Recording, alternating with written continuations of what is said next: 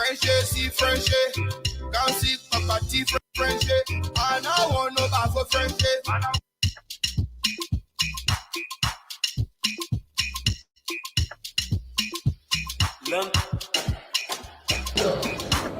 You understand? And they thought that how somebody can go through that of George Weah, what the people love, and the Muslims will love you. Going outside, nobody will go outside. Because we're not protesting, we're not taking. You understand? Because you can't meet what you thought you can do, you laugh on one small boss and they steal money for you.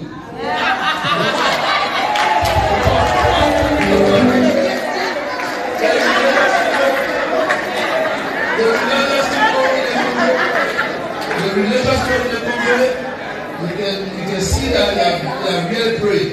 That's doing very well. That's doing very well. That's doing very well. That's doing very well. They are continuing to pray.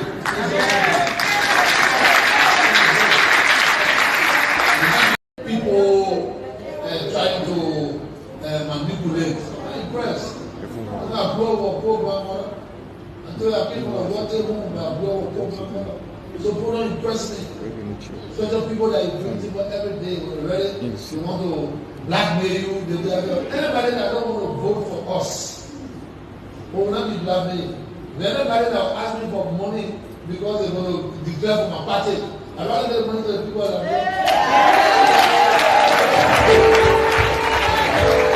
when you can speak to them on the table now, they're going on air, you have to let somebody want to kill somebody? Yes, sir. But you forget to know that those that you killed already, the people that maybe they're not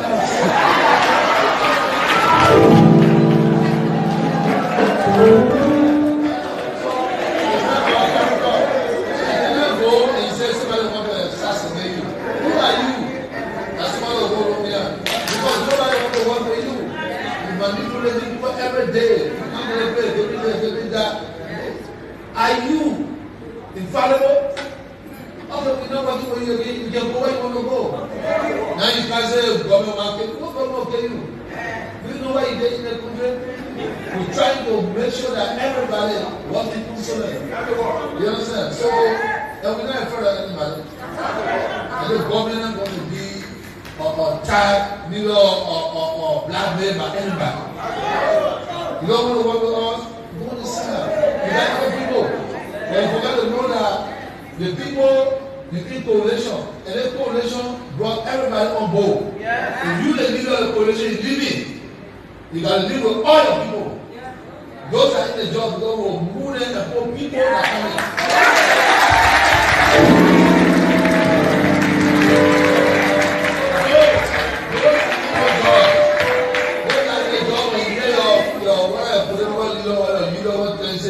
Oh, we're leaving all that, you must know that their own livelihood, they're not following them. They got to stick for your own livelihood and your It's the government of Bureau that has no interest in the future of this country. This is the microcosm of the larger society. This is where young men have the responsibility to provide the next best alternative of this country. And you are subjecting us to an environment where we struggle every day to acquire tertiary education. You are subjecting us to an environment where young people have to pay $50 a month to go to school, where if you're in laboratories, there is no access to quality facility. It is the government we elected, the government and the administration of the University of Liberia conspire against the students. And today we'll say, yeah, Mr. Weah is a failure, Mr. Weah has failed the student. We will rally concerted effort to make Weah one-term president. He is on complete contradiction. All along he has parodied on mendacity, deception to the students. We will resist anything that has the propensity and audacity to stop more than 2,000 students from Liberia University.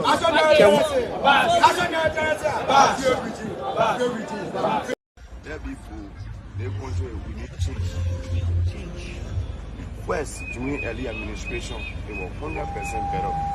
We were not paying no maybe when you see Ghanaian people that only intern, which was Don Bosco boys and this administration, majority of the youth They are poor so too plenty on the street.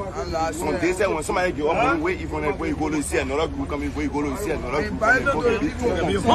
So what caused the people? Thank you. Because administration, what they told us that they were going to do for us, the first thing they told us they were going to be a rehabilitation center. They told us they were going to bring change to our life. And they went up there, they advocated for almost $10 million to come and settle us with the desert. And so we're here again this afternoon where this brother have come, according to his clear violation of the Constitution for people to do pre-campaigning. And we are here at the grounds of the Capitol building. All of the banners here. The government know. A letter was written in deception. You did not even include the caption of your. It here. They are the where I'm coming from. Look at it here. You begging me to wear it here. You look at my now. Amen. All the people are coming outside today. They did the other people to come and then they join again. For people who not let it I bring later to my door. I'll clean my food before I enter. Where it here? There's some people talking about, and that's just a coconut factory. Coconut factory is right on the other end. Those that every day making more, saying I work with Coca-Cola, and I work with Coca-Cola. You work with Coca-Cola. You think Liberia and find the chemical to mix chemical. It's not mixing chemical. I can mix Coca-Cola. I can make my own Coca-Cola. But they boast on the only thing they do to be on the board of Coca-Cola and the boasting. But to be on board of Coca-Cola, I can be on board anything. I work with FIFA. You understand? But now, being on the board, if you're on the board and Coca-Cola is close in Liberia, and you're a Liberian, then you're not serious. Do you know how Coca-Cola came back to this country? Those that boasting that they were on their board and what have you, they were there and they allowed Coca-Cola to close and leave.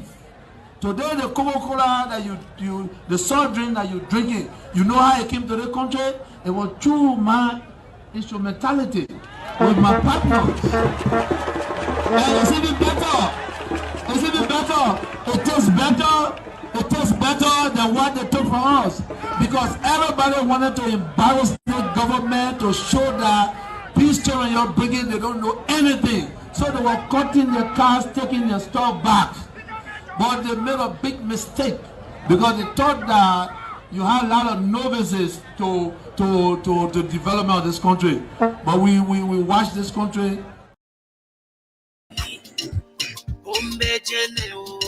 Fire free, let me. Fire free, let me. Fire free, let me. Hey, see bestie, your bestie not sweet like my bestie. Your bestie la bestie, fire free, let me. It's Monday. It's Monday. This is Punch TV. The program is Trending Issues. My name is Vanny Dix. I'd like to welcome you to this Monday's presentation of the program Trending Issues. Across Liberia, in the diaspora, I'd like to say welcome. We're here up to 6 o'clock this evening. Coming up shortly, we'll have in studio the Secretary General Emeritus of the Opposition Unity Party, Mr. Mo Ali. There has been a clarion call in the Liberian society by some supporters of Joseph Yoman Boyka and Alexander B. Cummings for a concerted effort between collaborating political parties and the Unity Party to go as a united front against His Excellency President George Manan Weah in the October elections. Mo Ali is here also to clear our doubts, the rumors in the public that Joe Boyka and Alexander Cummings are holding talks for a possible collaboration. On the second segment of the show, we are hoping to join with a 29-year-old man in Grand Bassa County who climbed at the top of a story building, attempting to commit suicide. His reasons that he told the Liberian National Police is that he is a skilled man, having acquired technical education, but has been finding it extremely challenging to secure a job. He's been disrespected, according to him. He's been confronted with extreme challenges, unable to take care of his families, and so he thought to have committed suicide. He's Augustine Fire there in Grand Bassa County. We are hoping to connect with him this afternoon on the program. Also during the program, McLean Render, the man that mustered the courage to have gone on the grounds of the Capitol building, pulling down billboards for what he termed as pre-electoral campaignings by political parties. McLean is currently admitted at the JFK seeking medical attention, but he has told us that he would like to speak to the Liberian people on his condition. Also on the program, coming up lastly, former Assistant Foreign Affairs Minister Sylvester P. will join us, hopefully at 5 o'clock, to talk about internal wrangling at the level of the Ministry of Foreign Affairs that is said to be unfolding between the Minister proper, that is D. Maxwell Kimaya, and his deputy, Henry Fambule. Sylvester P. will talk about his experiences he had while working at Foreign Affairs. So that's the menu for you. Yes. Very shortly, we will usher in Mo Ali.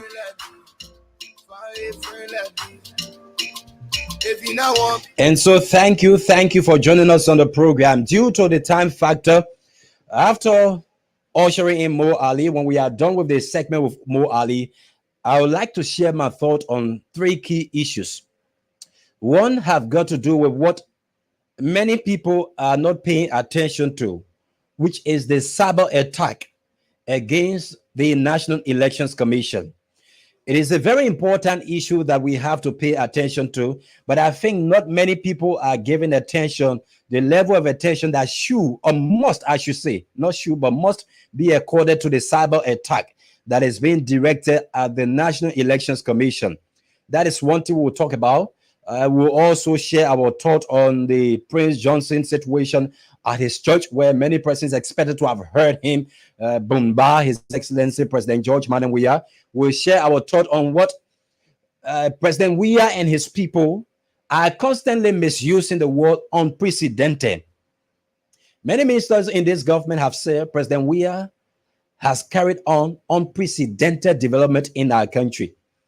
Do they understand the word unprecedented for which they are using such a diction? So we'll share our thoughts on that. But the key issue amongst all of these things have got to do with the cyber attack against the Elections Commission. You got 8 more months to election, and NEC does not have cyber security. People can go at any point in time and bring down NEC entire website. We are intending to conduct election using technology at this point in time. Today we saw another one, but like I said, when we are done with Mo Ali this afternoon, then we will share our thought on that issue of the cyber security issue regarding NEC, where it is a very troubling issue that must take the attention of the Liberian people. It is a recipe for electoral fraud if much attention is not accorded to what we are noticing that is creeping at the level of the Elections Commission.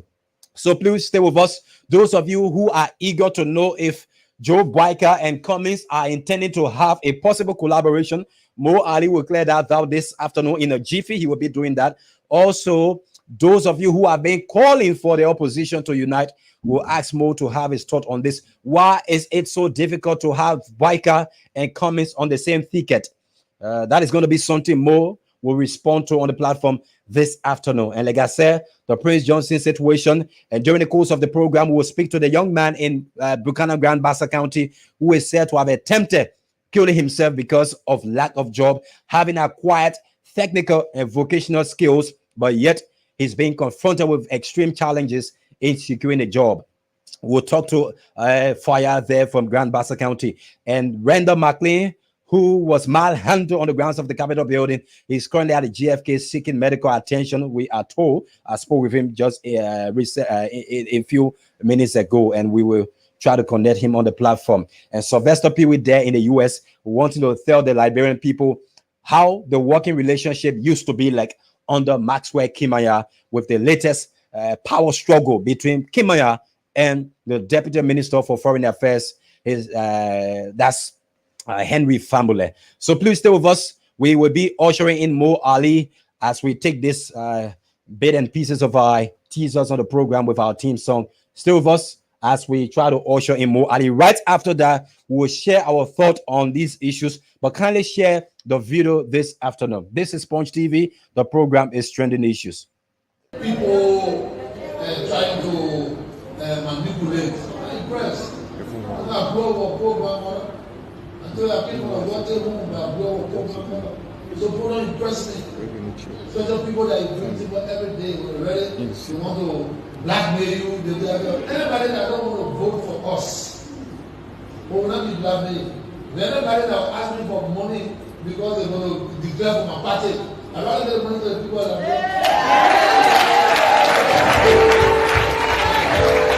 when you can speak to them on the table now, they're going on air,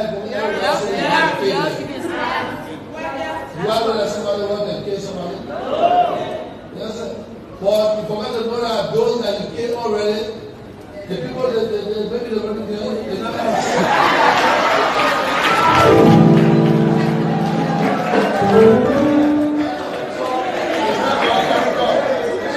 go and say somebody want to assassinate you. Who are you? That's somebody will go over here. Because nobody want to work for you. You manipulate people every day. Are you infallible? Also, we know what you want to you can go where you want to go. Now you can say, government market. What government will you? Do you know why you get in the country? We're trying to make sure that everybody wants to do something. You understand? So, and we're not further. It's the government of Bureau that has no interest in the future of this country. This is the microcosm of the larger society. This is where young men have the responsibility to provide the next best alternative of this country. And you are subjecting us to an environment where we struggle every day to acquire tertiary education. You are subjecting us to an environment where young people have to pay $50 a work to go to school, where if you're in laboratories, there is no access to quality facility. It is the government we elected, the government and the administration of the University of Liberia conspire against the students. And today we'll say, yeah, Mr. Weah is a failure, Mr. Weah has failed the student. We will rally concerted effort to make Weah one-term president. He is a complete contradiction. All along he has promoted audacity, deception to the students. We will resist anything that has the propensity and audacity to stop more than 2,000 students for the University.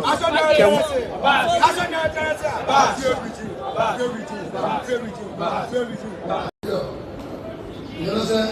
And they thought that, and how somebody can believe that, but George Weah, what the people love, and the people say they will love you. Going outside, nobody will go outside. Because we're not protesting, we're not saying.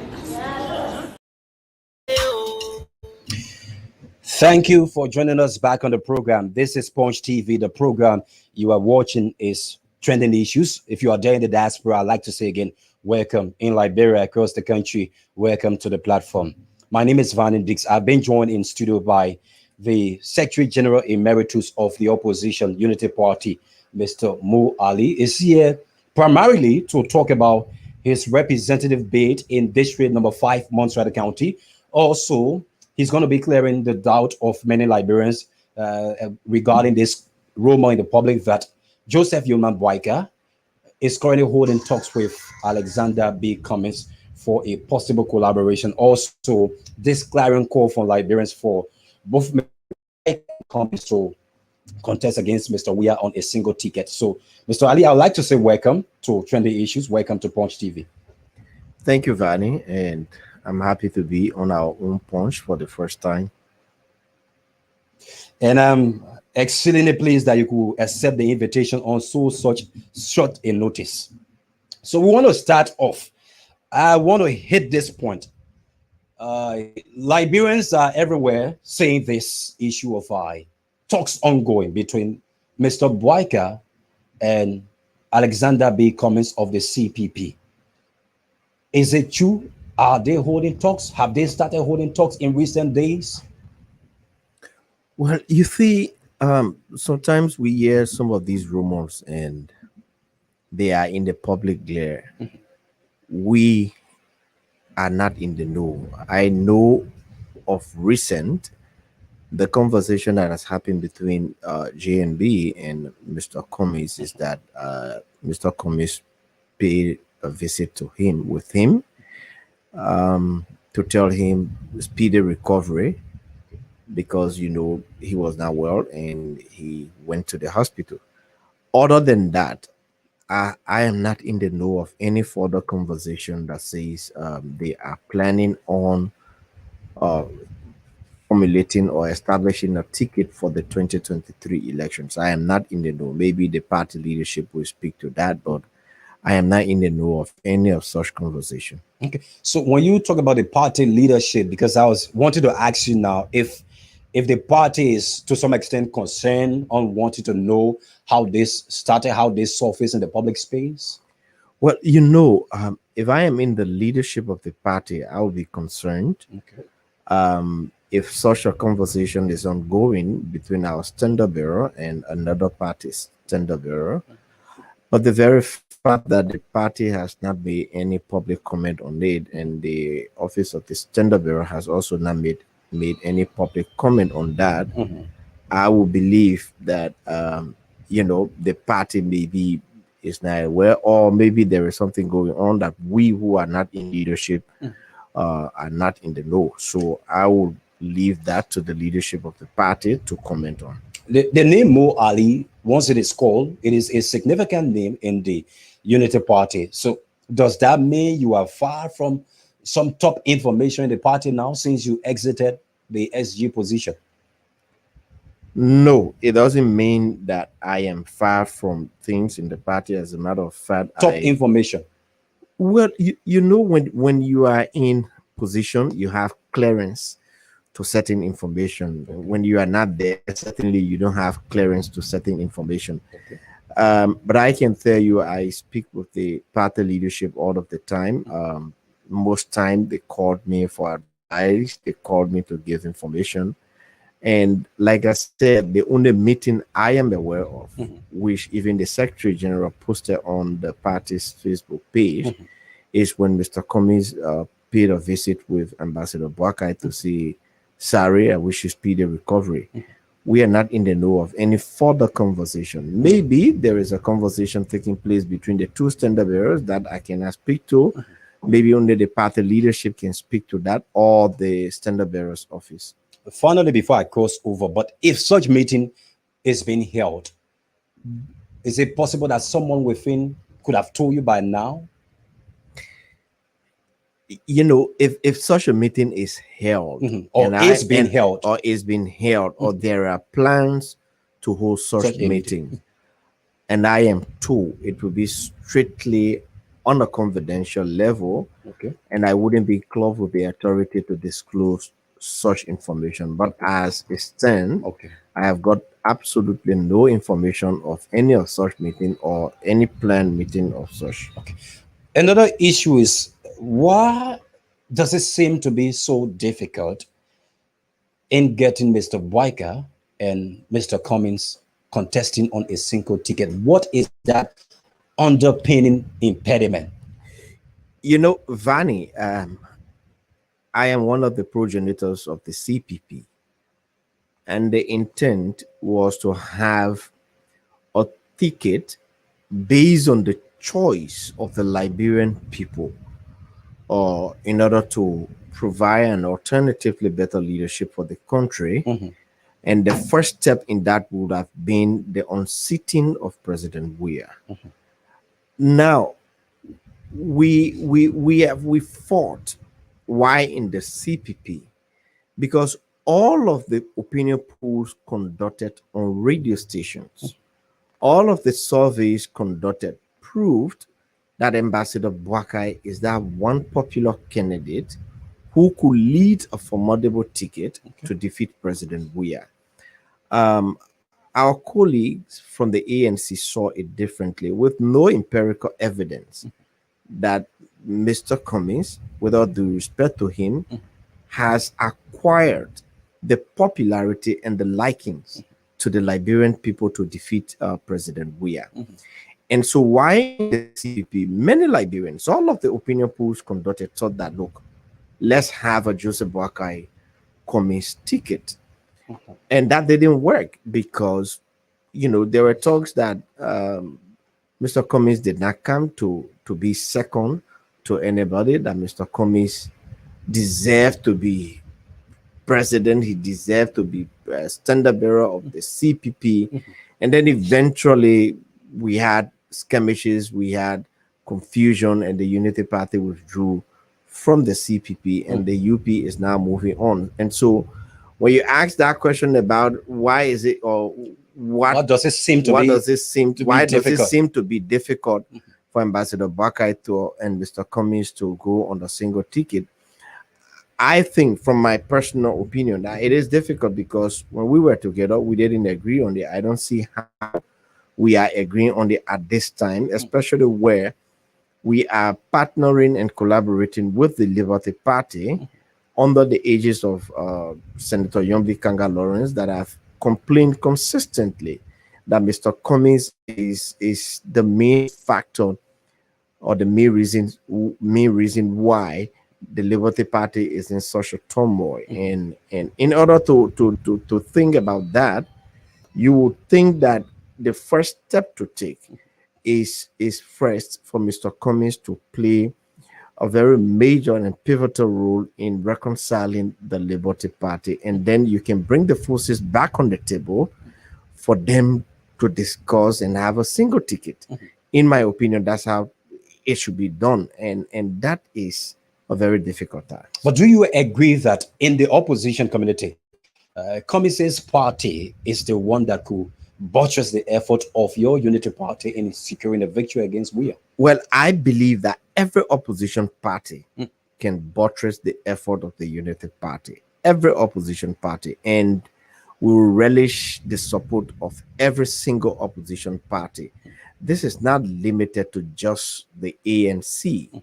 It's spread across the opposition bloc, and that is the reason why when Ambassador Boakai was interviewed on the VOA, he said, we know that it is going to be difficult for one party to defeat the incumbent, because in the first place, it's not just the Congress for Democratic Change. There are three political parties with the support of other political parties, like the until recently, we saw skirmishes between Prince Johnson and President Weah, but the support of the MDR, the support of Maxwell Kemeyan's party.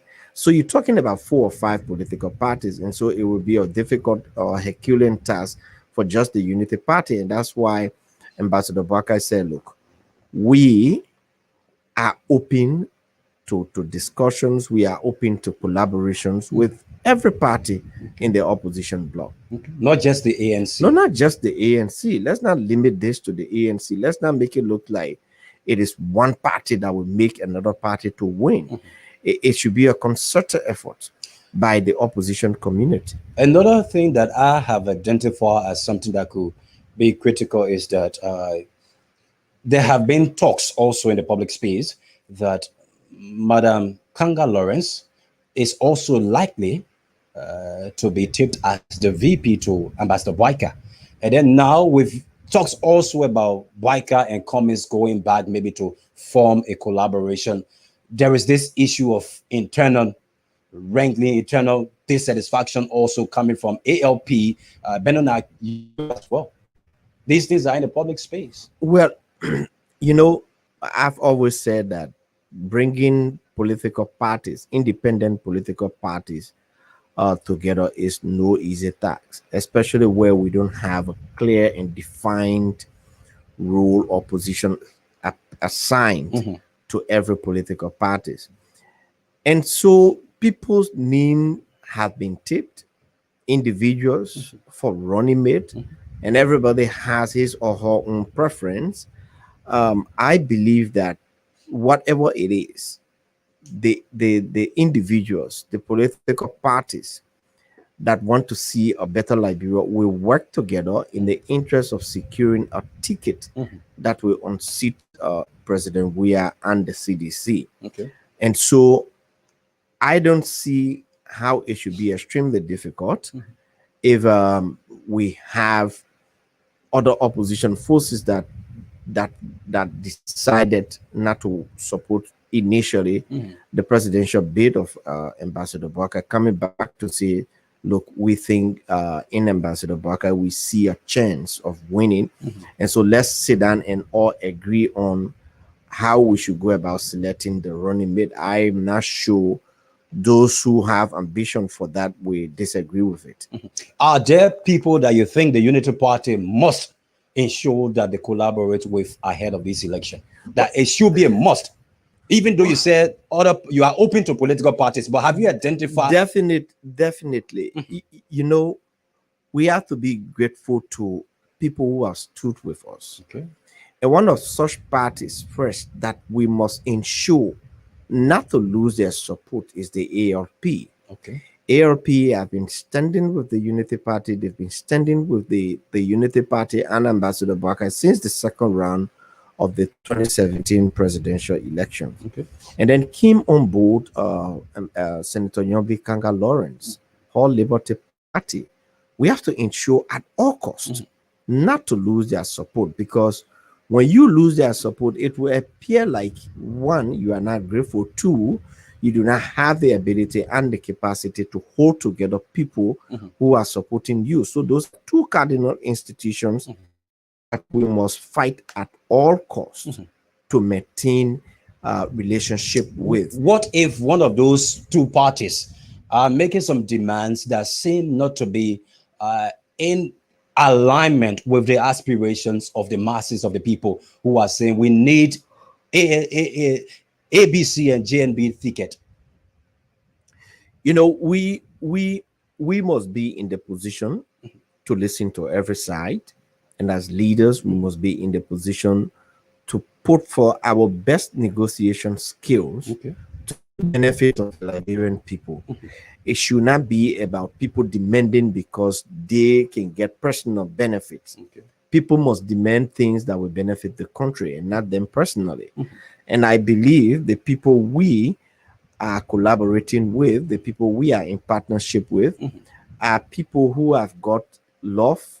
Well, when you talk about love for country, I think it has become a cliche. But I believe are people who want to see Liberia move forward, who want to see a better leadership for Liberia. And I believe they will put that goal first before their personal interests. So I am not very certain to make unreasonable demands that will trample or to just, you know, destroy the existing collaboration that we have. But we must first and foremost be able to negotiate the demands of people and make them to understand that the country's interest is first. The ruling establishment have also been, some have termed it as a propaganda against your standard bearer, ranging from creating a fake Facebook account, many other issues regarding your own standard bearer. What are some of the things you think have gotten to you that is negatively impacting your standard bearer, and how do you respond to that? The thing about it is, everybody understands that we are in a crunch political time, and that people, the government in particular, see Ambassador Joseph Nima Barker as the single most threat to their hegemony. They see him as a threat, as the person who will bring to an end the leadership of President Weah. And so they will go at every length to do everything to tarnish reputation, to bring about bad taste to the Liberian people. But you see, the good thing is our people are getting to understand all of these backward tactics that people play. You go and clone a Facebook page and then make it appear like it is the person's page and post, all kind of gibberish out there. Like I saw that one about Ambassador Baka, blah blah blah, and I was happy that a few hours later or a day later, Ambassador Baka looking what was said on the fake page. There is also another thing. Like yesterday, Kalasco, who is within the presidency, very close, a presidential aide, will go to a post that was made back in November 20, 2022, and extract a picture from there of me, Amos Tue, and Melvin Cephas in the program in Sanikole, and making it to appear and make it to appear like and say we were in Prince Johnson's church. I mean, that's one of the last things that I want to do, to go to Prince Johnson's church or even to go to Fokekrono church. If I want to go to church, I will go to some of these serious churches around here to sit and listen to. Are they not serious churches? You said churches, and you said not serious? Let me say this. These are, for example, President Buya wants to say something to Senator Johnson. He will not call the press and say what he wants to say. He wanted to say that Senator Johnson is a killer, that Senator Johnson begged him for money under the table in order to support him. He doesn't have the bravery, he doesn't have the face to stand before the press and asking, simply because the press will query him on so many things, because this is the same Senator Johnson that he has wine and dine with. This is the same Senator Johnson whose support he is craving, and you, the press, will grind him on that. And so he seeks refuge in the pulpit, where nobody will question him, nobody will ask him question on the things that he's saying, whether they are true or they are lie, or whether there are implications that should be made clear. And so he seeks refuge in the pulpit. He goes and stands on the pulpit and then say anything he wants to say, things that he will not stand before the press to say. And so that's why I don't consider it a serious church, and I will not go there. Mr. Ali, before we talk about your confidence in the electoral body, and also talk about what I have noticed as a creeping cyber attack against NEC, regarding the level of confidence you have in terms of justification. Mr. Weah is an incumbent leader. In Africa, there is this tendency that the incumbent has some level of influence, that most likely they may go for a second term. What level of assurance do you have that you can point to and say, this obviously means that it is possible that we can get rid of Mr. Weah democratically now, in this election? Well, the signs are there. When a president truly wants a second term genuinely, that president first seeks development for the country. That president seeks to lift people out of poverty. That president seeks to provide jobs for young and everyone across. It will not be a president who will come and plunge almost more than 500,000 people into poverty. It will not be a president who will plunge the country into $1.1 billion debt under 6 years with no tangibles to see. It will not be a president who will regionalize the government. When you look at the government, more than 80% of appointments are from the southeast, and then you have more than 80% of the population not benefiting from the government. It will not be a president or government that will sign MOU with concession companies to operate under the cover of darkness, without the acceptance of the people, without any legislative or backing of such agreement. So these are all signs that are there, and coupled with the fact that we've conducted surveys, and these surveys report have shown that there's absolutely no way the people are going to re-elect President Weah. And even radio stations have conducted opinion polls consistently across the countries, and the results are just all the same. That a second term for President Weah is a Mount Everest to climb. And so with all of these things, And given the untold suffering and hardship of the people, I don't see how President Weah is going to make a comeback. And that is the reason why you see they are engaging into unholy politics. They are engaging into dirty politics. The Elections Commission, have you any level of confidence in the electoral body? Have you identified issues that you think troubling signs that you want to talk about? In the first place, our Elections Commission from the days of Jerome Kokoya, I hope I got his name right. I've never had confidence in their ability to conduct free and fair elections. And to climax it here, you have an election commission whose commissioners, majority of them are seditious. And then the person who has been designated to oversee the 2023 election, Floyd Osley Sayer, is a sedition by everything, by blood, by heart, by lungs, by everything that works in the body of Floyd is CDC. There is nothing there to trust. And then you look at the fact that the incapacity of Director Brown Lassana to preside over simple things like the Liberty Party issue, where they've allowed themselves to be manipulated. I'm not sure they have got the capacity to preside over these crucial elections. Remember, when we emerged from the 2020 senatorial election, the 15 seats, only 5 were qualified, certificated initially. 10 of the 15 seats were contested. Some remain in court for almost a year or more than a year.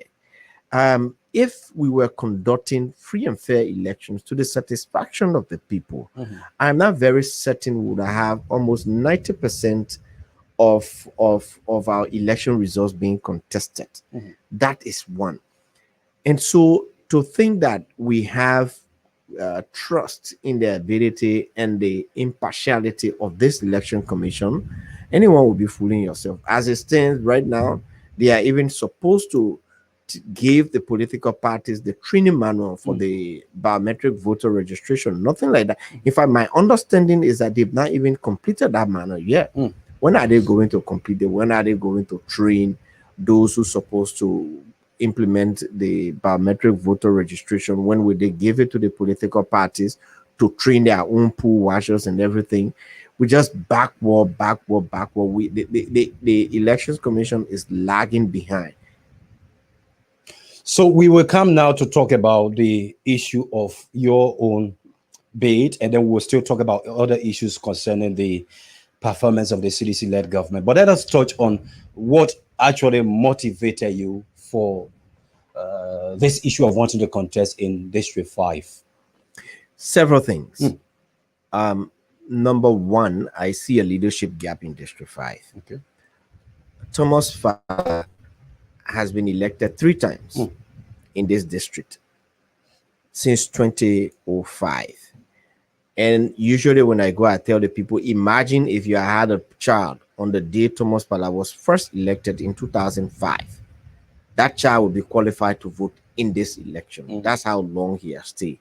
And so at a certain point in time in his representative duties, he lost interest in the district, he lost interest in the county, and refocused his attention to another place, thereby creating that leadership void.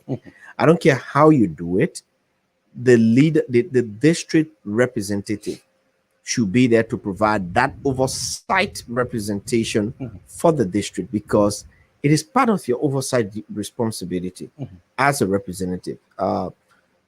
Honorable Fala is not playing that role. So, Vani, when you go to most of the communities in District 5, is either there is some leadership crisis or there is no leadership, and there is absolutely nothing coordinated in those communities. It is as a result of the lack of oversight from the representative.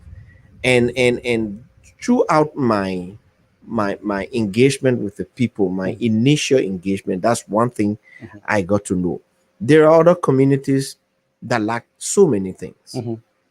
You know, like I went to 12 Houses Road, Bassertown in 12 Houses Road. They say, oh, we had a junior high school here, which was inaugurated during the administration of President Sirleaf, and it was running well until recently.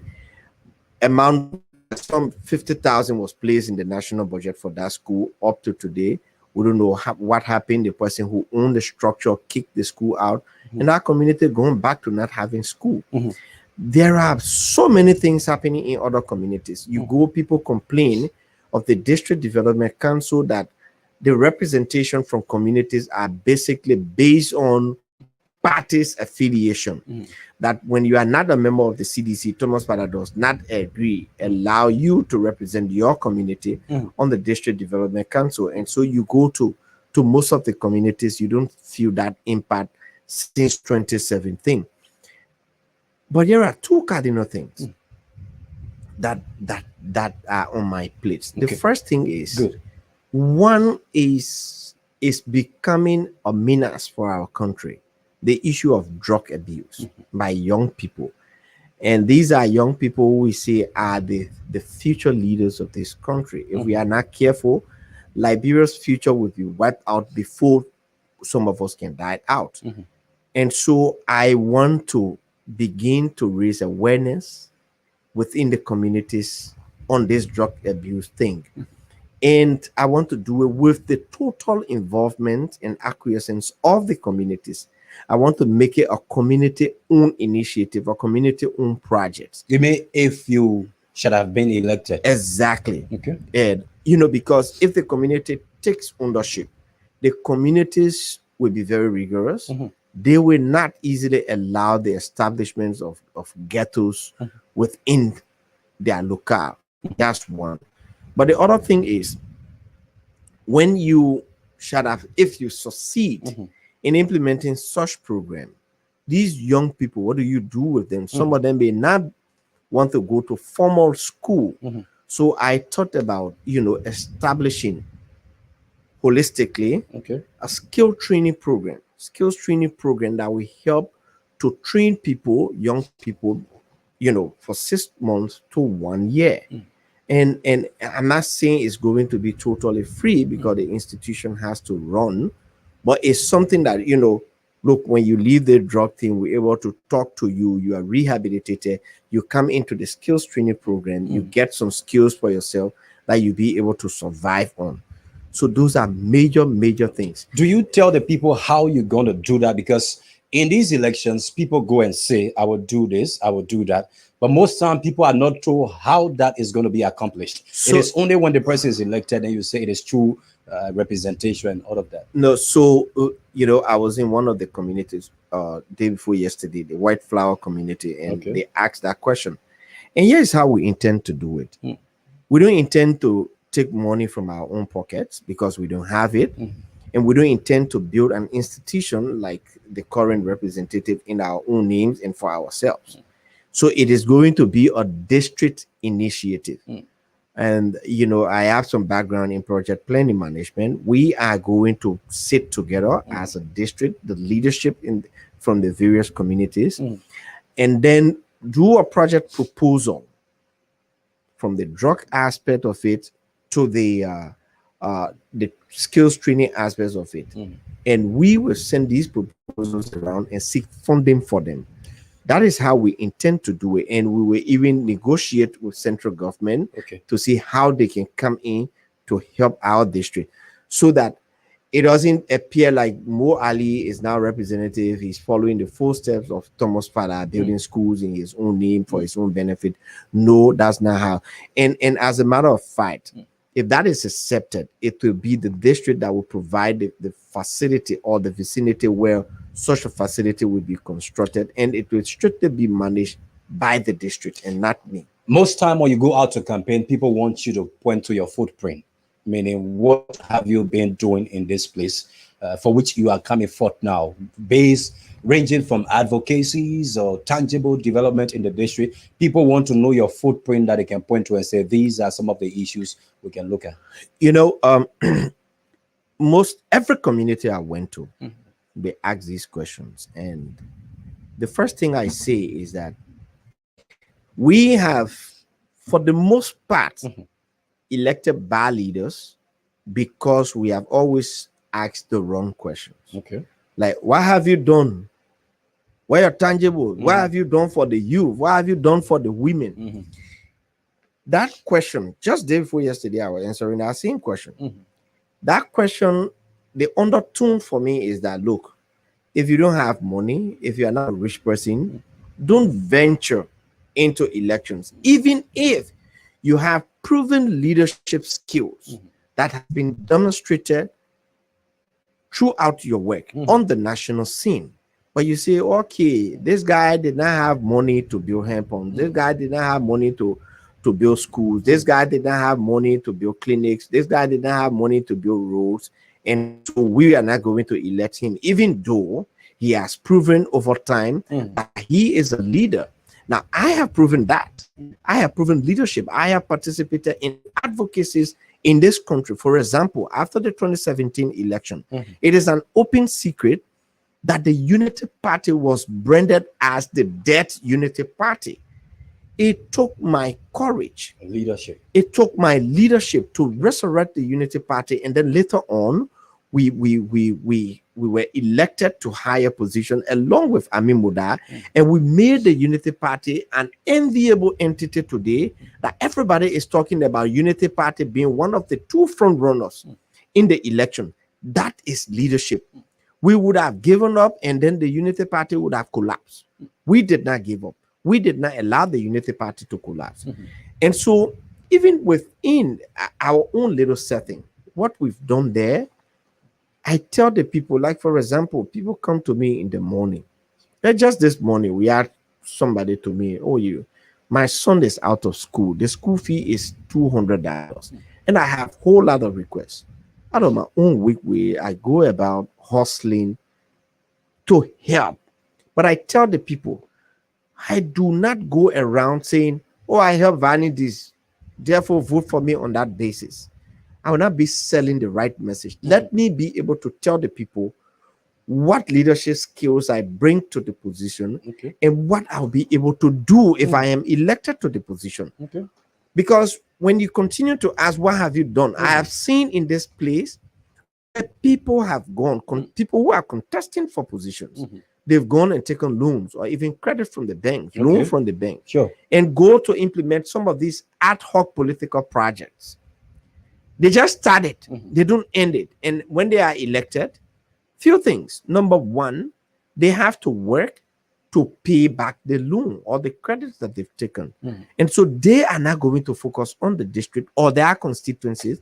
And as a result, they also will not be able to complete the projects that they've initiated because they were ad hoc political projects. And so I tell people, ask me about the leadership skills I bring. Where have I demonstrated leadership?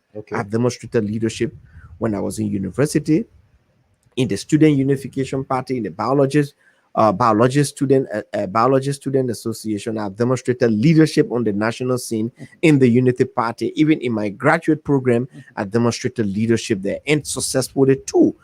Look, I boast of the Unity Party, the current Unity Party, as being a product of my perseverance.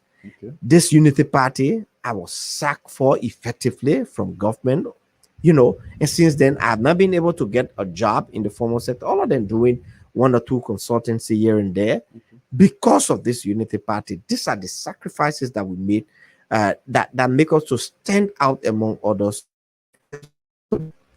The National Legislature, I should say, the place you want to go and represent Liberia.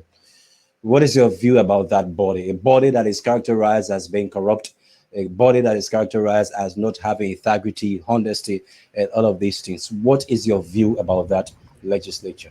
I am one person who believes that we have a broken legislature.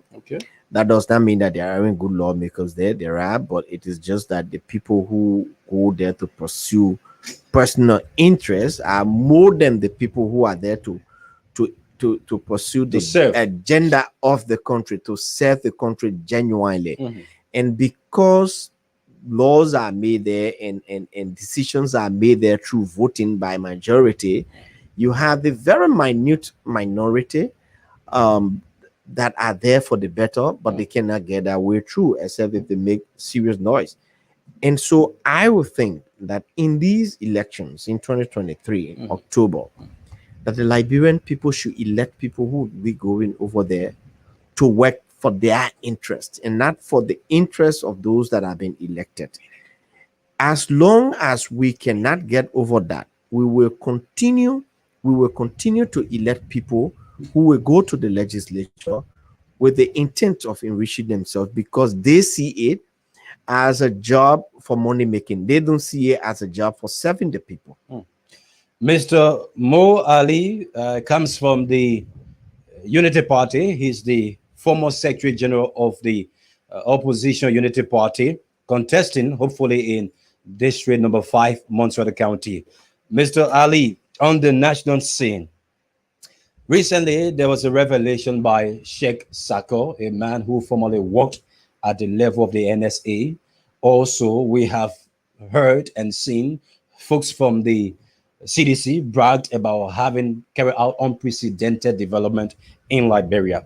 These two issues, which one have caught your attention that you would like to respond to quickly? You know, let me talk about the development issue first. When people talked about development comes with economic benefits, economic upliftment.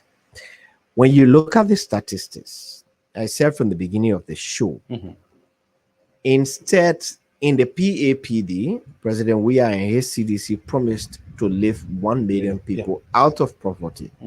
Instead, they have plunged additional 600,000 people into poverty. Is that backed by empirical data? Well, there are data to show that.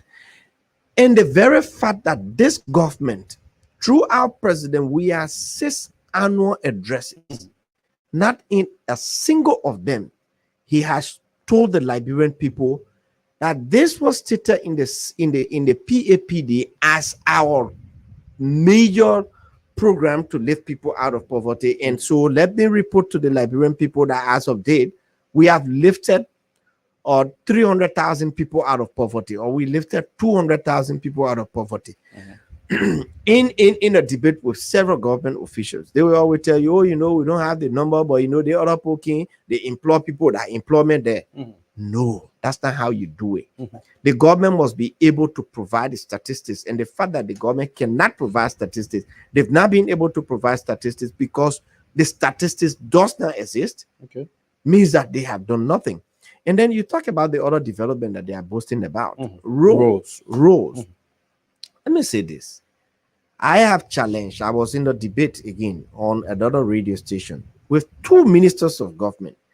Deputy Minister for Bwaka Fofana from information, Assistant Minister Mamesi Kaba from gender. And I threw out the challenge to them. I told them, name me a single major highway, a single major road that the CDC government has initiated a source funding for.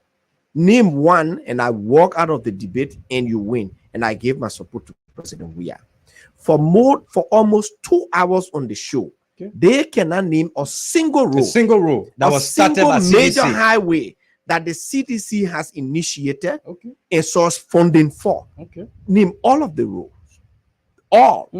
The one in the southeast, the one they talk about with Bailing Road in Lofa, the Unity Party has initiated, conducted the feasibility study, and even established the Arab consortium of Iraq, Saudi Arabia, not Iraq, Qatar, Kuwait, United Arab Emirates, Saudi Arabia, those countries to help provide funding for that. And we are actually sourced initial funding for it. Of course, the road from Ganta to Yekepa, source was funded by the Unity Party, from Sanikwele to Kample and up to Logatuo.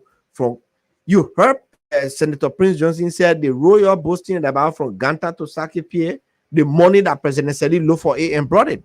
The one in the southeast from Maryland to Fishtown. There is not a single road that they say we source funding for major road. We source funding for Yerizit. And I challenged them. And so I am yet to see this development initiated. And on the contrary, some of the major development that we did, they came, they damaged them, the airport. Okay. We all know the stories around here. Planes can't even land. Most of the major carrier have stopped coming because we cannot even maintain the airport. Look at the ministerial complex. We left a brand new ministerial complex. They dedicated, they opened it. They can't even paint it. That white building over there, so today you pass there, is brown. That ministerial complex is white, it's brown now. But meanwhile, they can put $10 million in the budget for president. We have to walk about and do billboards and do billboards. They use our money to print plenty billboards all over the place, but they cannot take the same money to paint the ministerial complex that hosts several ministries. They can take more than $2 million to put in President Weah's pocket to go walk about in Qatar and other countries for 50 days, but they cannot take a single dollar to paint the ministerial complex. Forget about the ministerial complex. Look at the foreign ministry. That is where when foreign dignitaries come to this country, that is the first place to go. The foreign ministry is a trash. You pass there, even poor people, when people come in, they can look for small money, they pull it together, they paint their old places. The foreign ministry is, you see it, you angry why this should be our foreign ministry. That is a very marvelous building. Paint for them to paint that ministry, they can do it. But meanwhile, Master came here and walks about every day with President we are spending 1 month in Qatar. He go there, sit down with him, they watch World Cup. With all these things that the opposition community is saying, you saw on Saturday, just recently, the turnout that Mr. Weah received. Many people did not believe, despite the criticism being rained at Mr. Weah, but people turned out in such a number. You know, for anyone, what does that say? For anyone to believe that President Weah still does not have his 27-28%, you'll be joking. And for you to overlook an incumbent that has all of the state resources to his disposal, you'll be making a sad mistake. Number one, I know that they went to government schools and divided t-shirts and told the teachers that if the students do not attend, you're losing your job. I know, for example, T5 went to his schools and his university and gave t-shirts and told the students and the teachers, you're not there, you're out of my school. I know for the maritime workers, what is it, the beach and waterway maritime, the beach and waterway people. Yes, they forced it, and every ministry and agency, they compelled them. And that is the reason why after the rally that day, you saw people posting. I saw a post from few other person who say, yeah, they forced us to come out, but my vote is for JMB. And I saw some other group of young ladies who said, we are sedition by liquor. We are sedition by money. There are video evidence of people sharing money and rice. I have a message here from a community leader who said, more thank God. They gave me $500 plus 60 bags of rice to divide my community and t-shirts for people to come out. He said, I wanted one load of sand, truckload of sand to my house. I'm going to use $150 to buy that truckload of sand and use $50 to get some cement. The other $300 will divide it on the community. Those who want to go there, they can go there, have the message here. So you see, that is what money does. When people are hungry, you keep the people into abject poverty. You subject them to abject poverty. And when you're ready for your rally, who doesn't want $20? Most of the people who can afford, you show them $20, you change it to Liberian dollar, that's 3,000 Liberian dollars. You say, come out there, wear my t-shirt. People will come. And I can bet you, Vanny, you print 20,000 t-shirts here, you just stand in the street. You will see more than 20,000 people will come to get the t-shirt to wear. Because also, the poverty level in the country has made people to want these t-shirts, not basically because they want to wear them because they are supporting the political entity, but some people actually want to wear them to take them for clothes. Mr. Ali, your party, the Unity Party, people are saying you broke. Is that, are you going through some level of financial difficulties at the moment that maybe the party is intending to do some fundraising? As I know it, political parties in Liberia should not be rich entities. Okay. Number one, our election laws are clear. You do not raise funds outside of Liberia and from foreigners. And political parties, like the Unity Party knows it, depends on contributions from the members and due payments and extra contribution. That's why the UP depend on. So the UP is not a rich political party, but the UP is able to maintain itself, and we've maintained ourselves since the question is, 1984. Is funding an issue or a major issue of concern at this moment? Funding has always been an issue for every political party, except for the CDC that is ripping apart state coffers. But funding will always be an issue because you look at the country, like I told you, the political parties depend on their members to pay due. But you look at a country that has been subjected to poverty by the CDC, you wouldn't even be expecting people to go and pay their $1 to the political parties. Let me tell you this. The UP has more than 200,000 members. And by law, by our UP law, each member is supposed to pay a single dollar as a monthly due. If the CDC has not subjected our people to poverty, imagine 200,000 people and 100,000 decide to pay that due every month, $1. You know how much you will be raising? $100,000 every month, US. And when you multiply that by 12, you will say, as an institution, we've been able to 1.2 million at least every year. But that is when the country is affluent. What is Mr. Weah's biggest weakness that you think opposition are going to have some right on? What is his weakness you've identified that could serve as a positive in the interest of the opposition? Leadership deficit. Leadership deficit. He lacks leadership. He doesn't present a leadership that the country needs to move forward. That's his weakness. That is his major weakness. He has never had leadership. So we have never had leadership. There's no other weakness you can get beyond that. A president who sits in the State of the Nation address and say, I didn't know for 5 years that there are 15,000 civil servants making less than $50 in this country. When in fact he understands that it is his harmonization policy that brought these people salaries from $100 or $150 to less than $45, like we are seeing with employees from the Ministry of Information. And then he says he doesn't know anything about it. Only at the last minute he got to know. That is lack of leadership, because it means that President Weah does not check on his ministers. President Weah does not one day sit to request for reports from his ministers and his ministries. He has never reviewed anything coming from any of his ministers. He had never reviewed any report from any of the ministries. That is the only way he can tell me that he doesn't know. And that amounts to one thing, lack of leadership. So President Weah's biggest weakness is lack of leadership. So we're just touching on key things, then we transition to Unity Party before we take leave, because I wanted us to do a SWOT analysis of both Weah and Mr. Boyka. But what is his greatest strength? Who? Weah.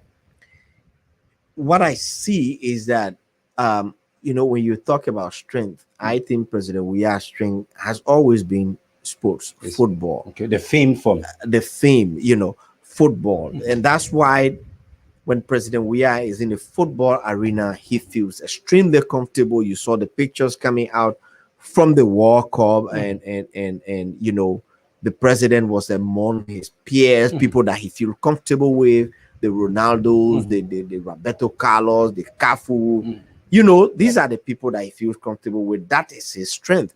That's why that the president will come down to play counter meet.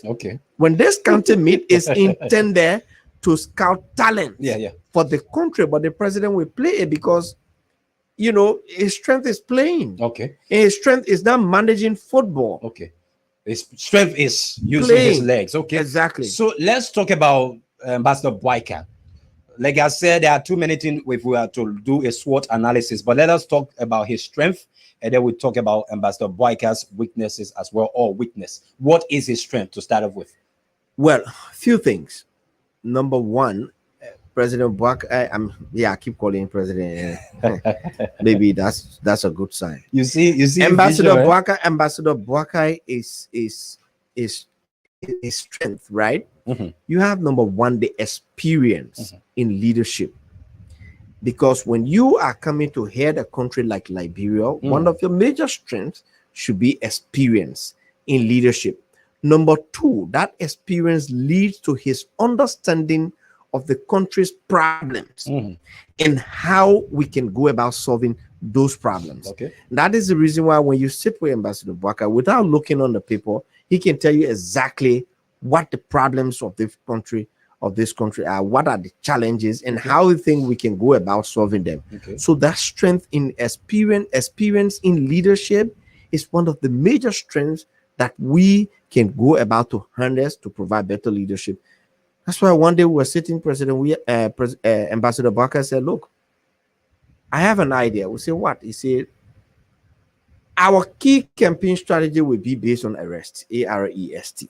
He coins the acronym agriculture, roads, electricity, sanitation, and tourism, and all those kind of things. And when you look into it, everything is embedded into that.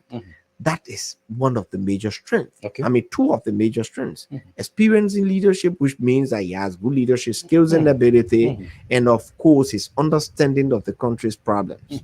Have you identified any weakness in him?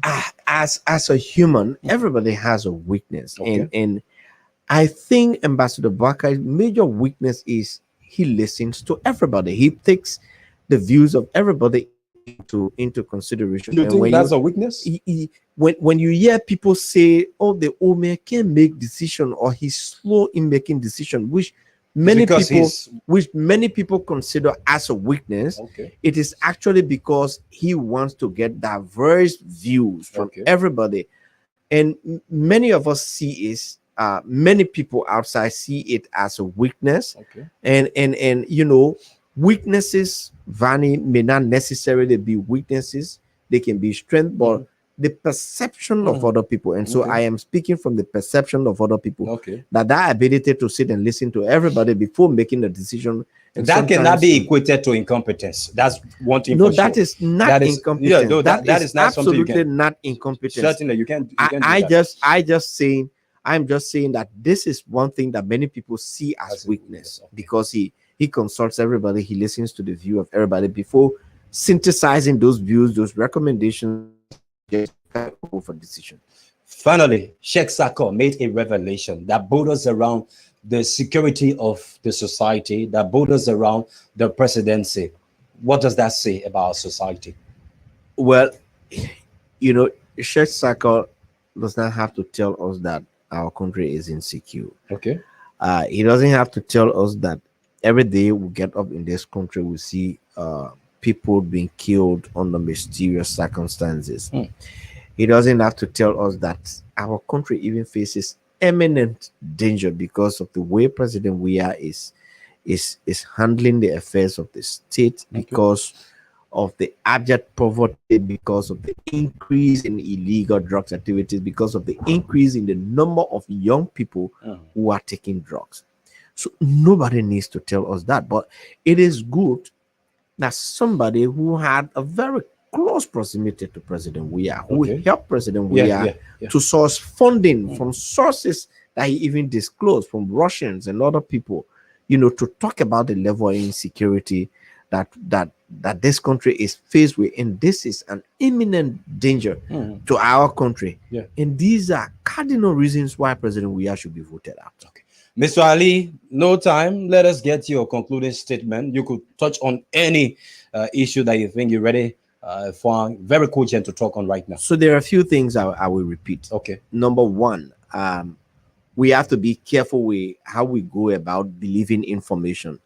There are people in Liberia and outside Liberia who are bent on cloning pages of prominent people and send out messages out there that are false, like we saw the one with Amos Twe, the SG of the Unity Party, the one with the standard bearer of the Unity Party.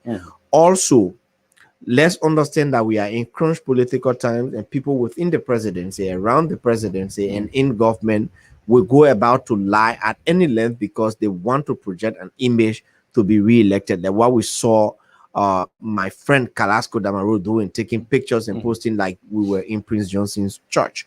We need to be very, very wary of those kind of information. And let us also understand that most of the thing they say about development is lie. Let me conclude with this. Two things. You see the RIA rule. Let's send a message consistently out there that when you are traveling at night, you have to be extremely careful and you have to drive with care because the road has become so confusing. You don't even know where the road is at night because there is no light and you don't know where a ditch is. So drive with care. Number two, people who are coerced to appear like they are supporting government, keep your strength, vote out President Weah, because remaining in power for 6 more years will mean an ultimate death for Liberia. Let me just read a few of these comments that are coming up on the screen. Abdul Majid Ba says, Mo Ali is very much inclined and he has the ability to answer tons of questions without lacking of ideas. Can we get more of their comments coming up? Abdul Karim again says, Punch TV all the way. Okay, let me see if I can. Edward Justice, good evening from my end, he says. There was another comment in relation to Ali's conversation. Morris Buffett II says, good afternoon. I'm closely following from the office of the Disappointed Sedition Association of Liberia, Johnsonville, Painesville. Ziama Jala, Alexis J. Okay, good evening to Punch TV family. I'm watching you live from Apropos. There was another comment in relation to Mo Ali's. There was another one. Okay, this one says, Kwetwa Bantala Dolo says, contrary to his strength, it's not even his strength is not contrary. You should have put a command there. He said, contrary, his strength is not even in football. George Manawia didn't or will not even construct a modern football field or build out a common team before I talk of sponsoring football academy, just any kind. GNB is the acting president. George Manawia, this is from the same Batadolo. Johnson Dance is following you live. So these are few comments that are popping up on the page. They are in commendation to your point. Mr. Ali, I'd like to say thank you so very much that you could join us on the platform this afternoon. Thank you for the short notice that you accepted. Thank you, Vani, and I appreciate it. Thank you to for starting off this Punch FM. We hope we can hear this on the radio pretty soon. Thank you. Certainly, we are actually doing that. So for those of you following the platform from the inception, I indicated to you that we will be talking about what appears to be a cyber attack against the National Elections Commission. If you may have followed the next page on today, there was this information that came there. He can turn your life around with Lionel Richie's photo and then advertising issue of Jesus on the neck official page on Facebook. That was on next page on today. So it is a very important issue of concern. Also, the one that have got to do with Minister Peewee, having formerly served as Assistant Minister for Foreign Affairs at the level of the Ministry of Foreign Affairs. He's going to talk about his experience while working under Maxwell Kimaya. Recently, there was a struggle between Maxwell Kimaya and Henry B. Family. Peewee is going to be joining us to share his thoughts briefly about what were his own experiences at the time he served under Kimaya as one of the assistant ministers at Foreign Affairs. Please don't stay with us. We're going to bring in Peewee very shortly on the screen so we can continue with the interview. So while we are waiting Peewee to join us, okay, I think he is already there. We can have Peewee on the platform. Mr. Sylvester Peewee, good afternoon from my end. I don't know what time it is in your end. I'd like to say good afternoon and welcome to Punch TV. The program is Trending Issues. Yeah, thank you very, very much, Avani, and let me say good afternoon also to good evening, but like it just passed 19 past 2 of midday here Okay. on the East Coast. Yeah, Okay. so I think you should be 5 hours ahead of us. Yeah. So it should It's be 19 minutes after 19 5 past here. 5 p.m. in Yeah. Liberia. Yeah. Yes, and let me say good afternoon to all of our very resilient community. I listened to the former SG of the Unity Party. You won't run with 18-year. No, no, I just say sometimes I listen. I listened to part of his comment, particularly the issue, most of the myths and this information he gave about some of about what the government is engaged with and the president and the rest of it. But I mean, it's very good seeing you, Vani. If anyone would doubt Vani these, I'm one person that I understand your capacity. And I know who Vani is. I did work with you for almost 2 years. And I understand you're one of those resilient and very enterprising Liberian, very enterprising young person, both in the journalistic field and even in that of the public sector. Yeah. I didn't know that you perform more very well also in the public sector. Like you did. Chief, let roll with it. Yeah, let me roll with it. Don't rub too much on my mouth. So you say you listen to Mo. Elections will be held just in months from now. Mhm. The government, obviously, being bombarded by folks within the opposition regarding your performance. You served as assistant minister in this country under Mr. Weah's administration. Your government is being criticized as having performed very poorly.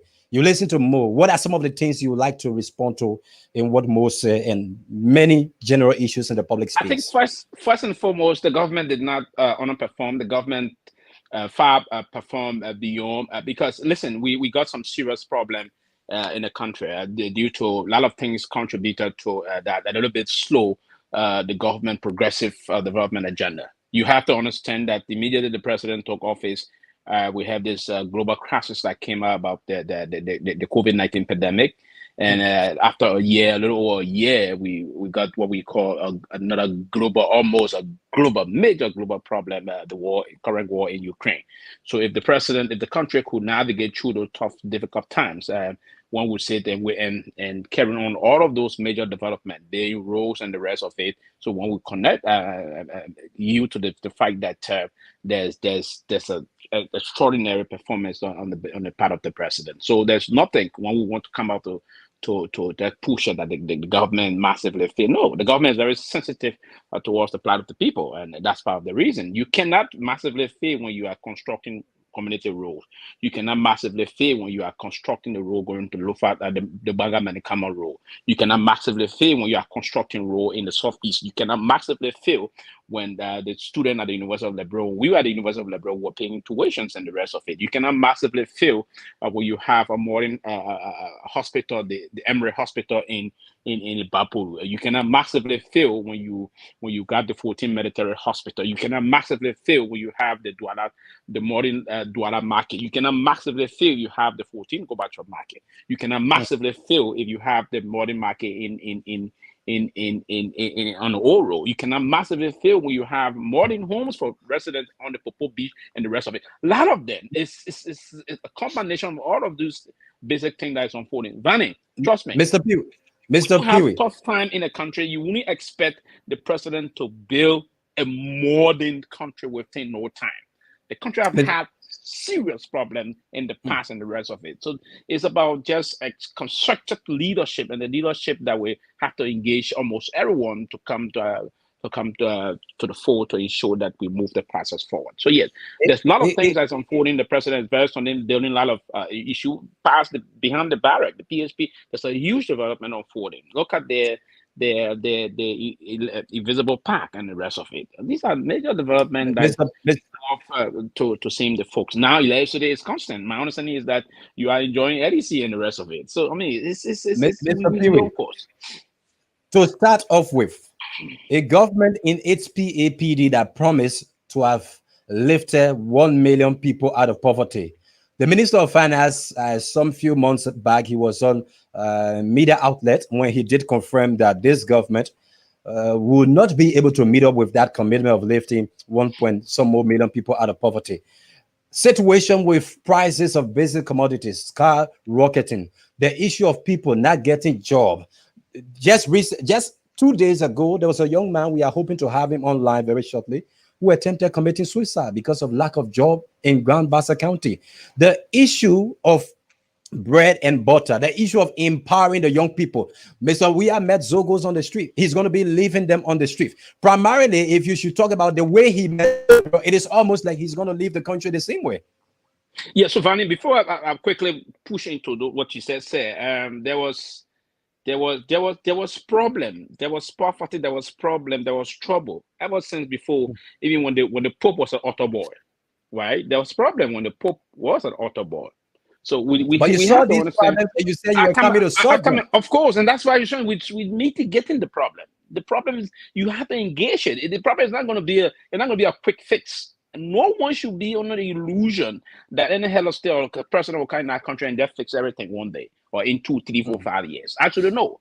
Now you have to engage the process in terms of policy process. The Minister of Finance was very emphatic to you. He said that everything, the 1 million something, the promise, the wounds, but there have been considerable effort made by the administration to lift a lot of people from poverty. Remember, there are a lot of young people that got jobs now that they didn't have jobs, thousands of them. Now, the unfortunate aspect is that I may not be, and I'll say unfortunate because I may not have the number to tell you how many persons the government have employed. And so I think, it has been the government says it does not have a statistics on that.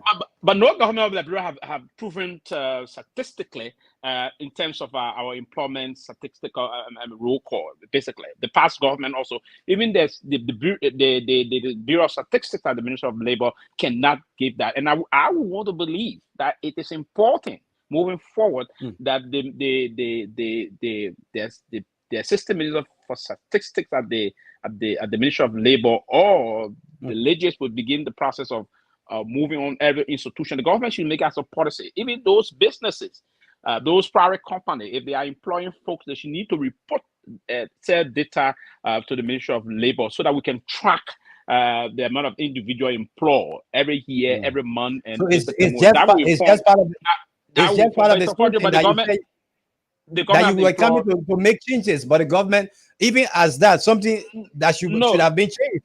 Yeah, but Barney, there's a lot of Liberians that have been employed. A lot of Liberians, thousands of them being employed from the very ministry and agency since President we have took office. Thousands of them. I don't want to go to a number because I don't want to be challenged on the number, but thousands of them. For instance, the Ministry of Foreign Affairs employee, Ministry of Finance, the Bureau of Maritime, the National Port Authority, NASCO, all of the government institutions. So I think it's just prudent that we would now want to even call on the Ministry of Labor to begin to be more proactive in working with other private institutions and government institutions to bring the workforce statistics out. Mr. Peewee, in my fair view, a government that harmonizes or reduces the salary of civil servants. Already, most of those people were earning below the threshold of 150. People were earning like $200. The government had to go and slash it very significantly. You have people working who are earning below the living wage. You went and sliced that as well, further plunging in people into additional poverty. You have scores of people who have not been able to be absorbed into the private sector in terms of job.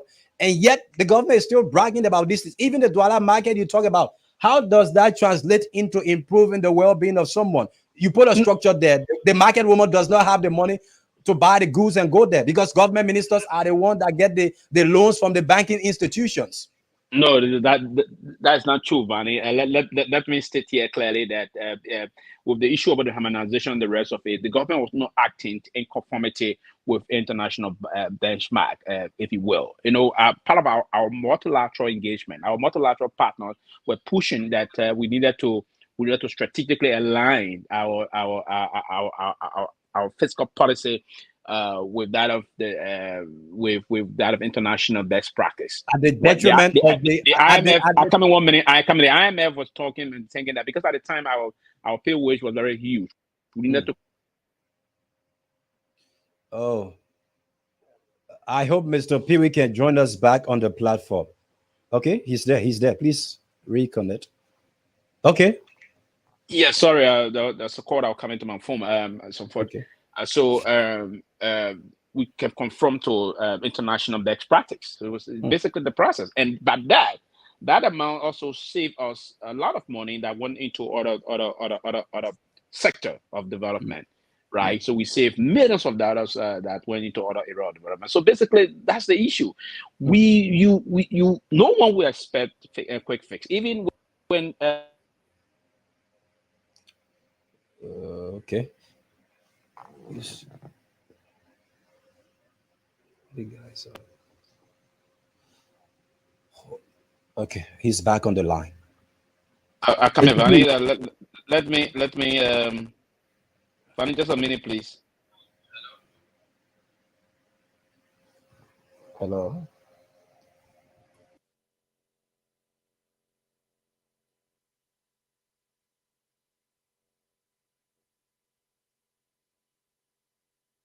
So Mr. Peewee, join us back. Okay, please put him back on the screen. Okay, go ahead. You were en route. Yeah, sorry about that. I was interrupted. There's a lot of call coming, but I had to switch to the other to my tablet. So yeah, sorry about that. Yes. So as I was saying, so basically, it was to meet those thresholds. And the government is basically on course to issue, and the government will have done that because you need to conform with the IMF benchmark so that you can get a lot of support coming from the international community and the rest of it. So it is important. So what it did was to also put money into other sector of development and the rest of it. Now, listen, and the reason why I said to you from the initial stage that there was problem, ever since the Pope was an altar boy, it's unfortunate that the fellow almost committed suicide, right? It is not a good sign that he went to commit suicide. No one wants to pray for anyone to do a wrong thing, right? I hope that folks will talk to him to reconsider his decision from committing suicide and the rest of it. But the government is making frantic effort to reduce poverty, to lift people from poverty, to increase the public sector investment policy and rest of it. So and that should be part of the engagement of ensuring that public sector improvement is very important, so that out of sector of not only the government. Remember, the government is the higher employer in the country. And it's part of the president's vision now to do a lot of things, keep the country stable, peaceful, and that you bring in, you work on some policy moving forward to bring more investors, and those investors will employ enterprising people like you, Vanny, and basically another thing. And so, I mean, that's it. So the government is focused on improving the livelihood of the people. The government is not insensitive. So those that are saying the government have not done nothing, these are individuals that are just trying to undermine the government because they feel. What does it say about the president? Someone who was in opposition. He campaigned about improving the livelihood of the Liberian people. There are two things. One, when Mr. Weah took office, in no time, we saw him amassing state resources. You saw 48 condominiums being erected by the president on his private property. We also saw a commitment that was made while he was in opposition that his government would have ensured the establishment of a war crimes court in this country. That did not materialize. The issue of he using, in no time, Mr. Weah started erecting structures all over the place. Does that not signal to the people that he's not a caring leader? No, absolutely no, Vanny. So we need to understand first and foremost, when the president came to office, I think he started the construction in 2-3 months. There was not government money that the president used to construct those properties, those condominiums that you're referring to. It was not government money. He now street something that he reconstructed the rest of it. Remember, the president of the Republic of Liberia today, before today, he was his own man. He was a millionaire before he became bankrupt. The former CDC chairman, the president did not say to you. No, former CDC chairman George Solo said that, and that was not refuted. George Solo said this man went bankrupt and he lived with me in the US. Did George Solo say this to you when he was having good time with the president? Actually, no. He didn't say, I can't remember, Vani. He did not say these things when you're having good time with him. And that's the reason why, and Vani, and that's the kind of a person I am, right? So you see, I was in government, I resigned government, and I'm still supporting the government because I believe I'm a realistic element. It is better when you are having good time with someone and come and say, this is what have happened.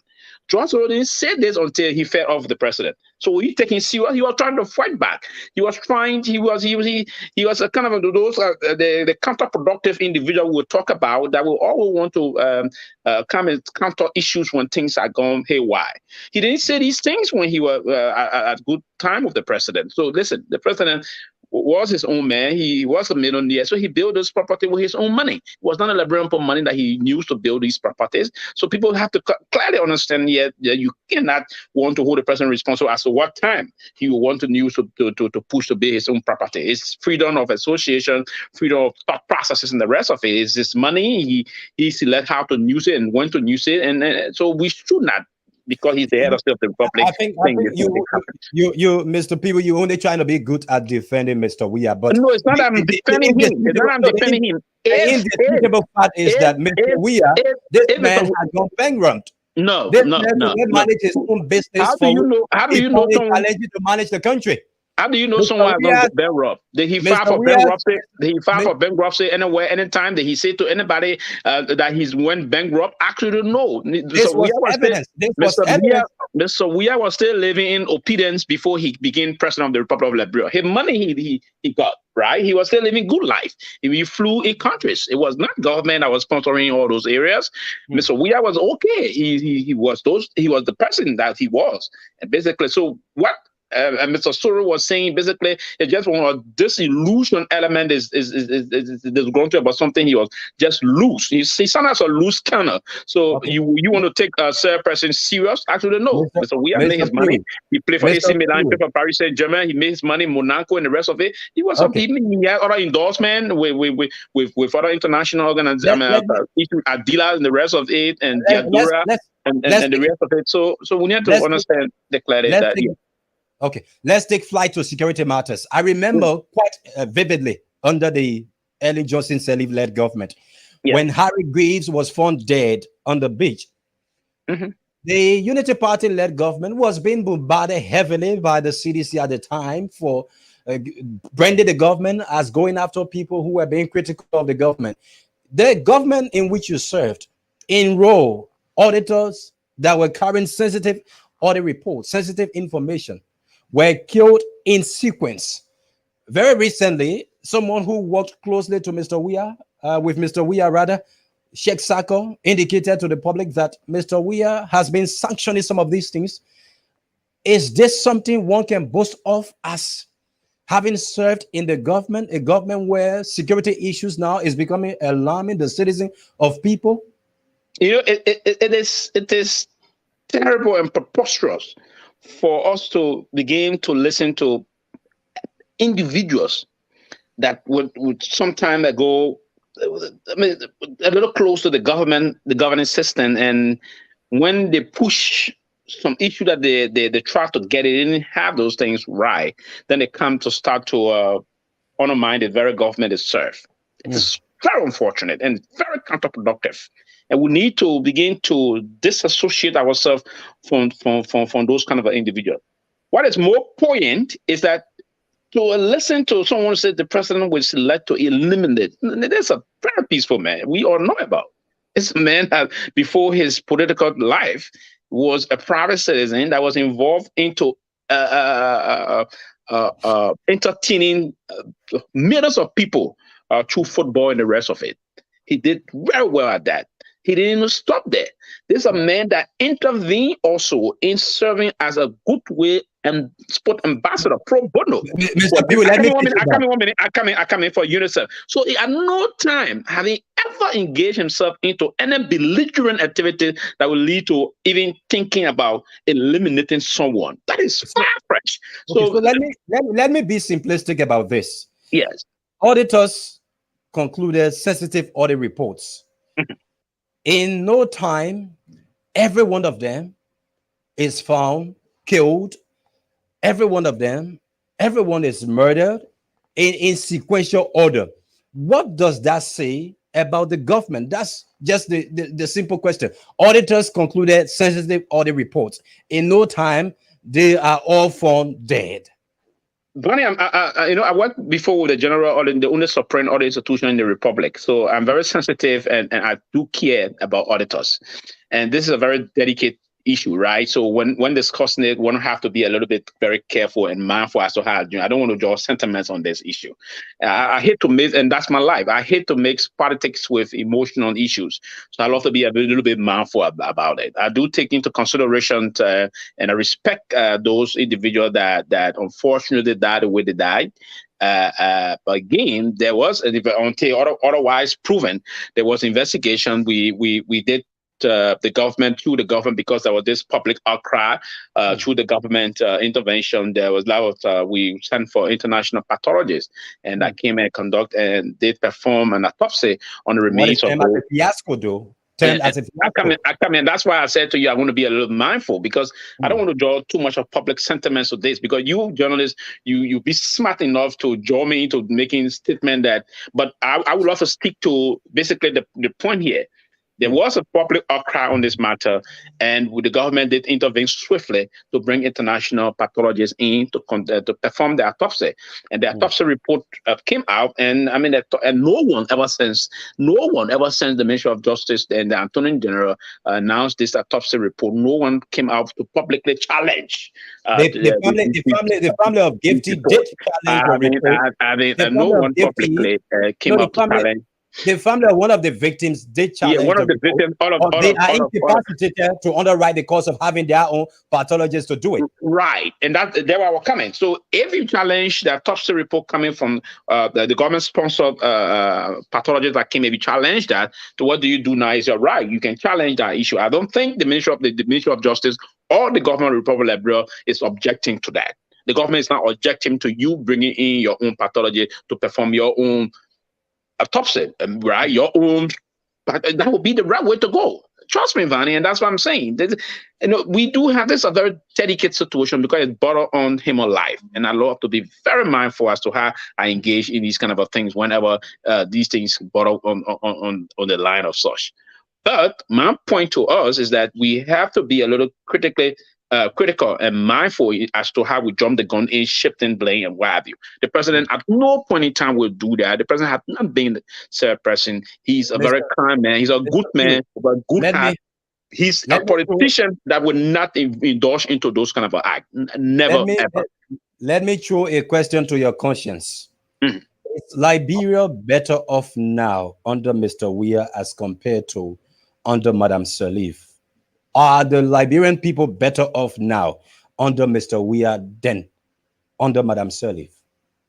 Oh yeah, there's a lot more we can celebrate now moving forward. The thing has improved now than yesterday. To be quite frank with you, quite frankly, you have the stabilization of what I refer to as the hilarious city. You have more young people got jobs. You have most of our community now connected. You have a lot of modern These things are not supported by any paper evidence. These things no, they are. We don't have to draw a special barometer to know these things. For instance, if you went to Popo Beach now, you're going to see new modern homes. You're going to see new modern hospital. You go to Bappo, for instance, Bappo, you will see a modern hospital in Bappo, Emerald Hospital. If you went to the 14 military hospital, so you're going to see these things. Okay, let me show you through something. We don't need scientific methodology to draw us to and the public be the judge. Back under Madam Sirleaf government, prior to she leaving office, while I was living on the Red Hill Field, I used to pay $30 from Red Hill Field to Douala. Now it is $100 now. I used to pay $60 from Douala to Broad Street. Now it is $150 now. Bread, fuller bread that I used to purchase for $30, $40, it is now $50 now. Cup of rice, which was $40, it is now $50 now. The spray gum, which used to be around $275, $300, the normal day spray gum that we know, it is around $450, $475. So the basic commodities that people go for on a daily basis, these things have skyrocketed, further compounding people into poverty. And yet the government brags that things are better off now. Let me praise the Liberian for the resilience and other things, but we have to be thankful also competitively to see if we're doing comparison to see what is unfolding. The war is over. Remember, we are not in isolation of the global community. We are not, Vani. Getting you. We are not in isolation of the global community. You need to catch that very clearly. Now, with the current situation that's unfolding, the global problem we have currently, there's a serious problem all across the globe. For instance, each things that were bought in this country for just $1 is being sold for almost $8 now. The inflation is high all over the place. But you can't compare the struggling man in the US and the struggling man in Liberia. I'm not setting that as an example. For instance, go to Freetown, Sierra Leone and see. We are buying 1 gallon of gas in Liberia now for around $7 and $700. $5 actually. Yes, $5. 700 Liberian dollars and the rest of it. You pay almost $8 to $9 in Freetown, Sierra Leone. Around Guinea-Conakry, you're paying around $9 to $10 in Guinea-Conakry and Africa Coast. So if you were to do a comparison with the region, you will understand that even the Fula bread, where in the Fula, you have the Fula population already huge in Freetown, Sierra Leone and Guinea-Conakry and Abidjan. If you were to do, even Accra, Ghana also, because we're in the same region. So it's not only Liberia. And listen, it's a global problem that we're not living in isolation of the global community. So, I mean, it is because of the intervention of the government of the Republic of Liberia that with the skills, the management skills and the issue from the president and that of the Minister of Finance and Development Planning, that even allowing us to see the way allowing the Liberian people to move, that's a means of a cushion to move forward, right? So the inflation is all over the place. So it is good. I mean, our people, we're very resilient. We're going to move from these difficult and turbulent day times, right? But again, it's not only Liberia that is suffering the pinch of the global problem we have. It is a global issue, but because of the intervention from the government and the leadership skills of the president, allow us to have some cushion in even better than our sisterly countries around us. Okay, so with that, I would like to read some of the comments that are popping up on our Facebook page. This one is coming from Adama M. Dollar. He says, after almost 6 years, this government couldn't improve or maintain the poverty rate they inherited, but it even got worse. This government is a disaster. That's Haji Tiger Page II. So Weah was keeping the money for the last 30 years until he became president, before he renovated his house and built a condominium. If so, which bank he was keeping the money? Adama Dole again says, can the president make available his source of income he used to build those luxurious properties? K. Boyka Saleh. Why at this time for a man who is considered a millionaire not to reinvent or renovate his own house, but only when he became president? That's Kwetwa Bantala Dolo. He says, you narrowly escaped. He's talking to you, Mr. P. You narrowly escaped because you saw this coming. Don't fool the Liberian people. How many promises CDC have implemented? And also, his question is in alignment with the NAMO report. I'm sure you may have seen the NAMO report that talks about your government having poorly performed. And I haven't seen the report. I believe the report is one-sided, so that's why I've selected to not even go through the report. The report is totally one-sided. The report is not realistic. The report did not take into consideration project to project and the rest of it. I didn't see the report because I do believe that the entire report is manipulated. So I wouldn't go to a report that is one-sided, manipulated, and internet. Mr. Peewee, before I take leave of you, you served at the level of the Ministry of Foreign Affairs as Assistant Minister for Public Affairs, which means you were in a very top position at that ministry. Few government officials have talked about their working relationship with the minister proper. Recently, Eugene Fagon said for 6 months, he worked with Lejehu Reni as minister, and they were not speaking. Also, we saw what appears to be power friction between Maxwell Kimaya, the Minister of Foreign Affairs, and his immediate deputy, Henry Family, because for other ministries, it is the DMA, the Deputy Minister for Administration, that is second in command. But Foreign Affairs, it is the Deputy Minister for Foreign Affairs that is second in command. So Henry is the second in command. And we saw Maxwell traveling, and he left another minister in charge, where the laws, we are told, provides that Henry is supposed to have been the one in charge. I want to get your fair view on how it was like while working with Maxwell Kimaya. Yeah, first and foremost, myself, I was on 2FM last week on this discussion about the memo from that after Minister Kimaya left, memo leaving the Deputy Minister of Administration in charge, and then Minister Famo that brought counter memo saying he was in charge. As per the law of the ministry, as you may know also, Vani, the Deputy Minister of Foreign Affairs is the principal deputy, and he shall act in the absence of the minister. That is very clear. It is by law, section 20 of the executive law. Okay, 20.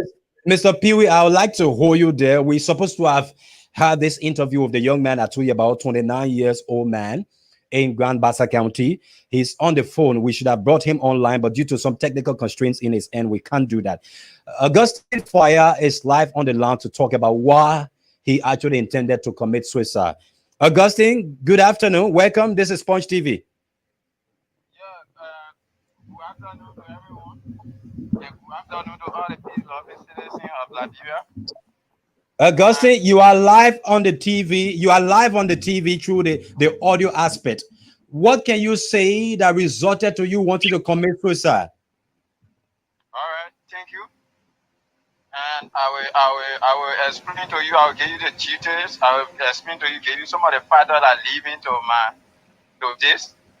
And you know, when I came out in life, my father died 2000 now, and from that perspective, I started trying to do things on my own. I tried hard to get into high school.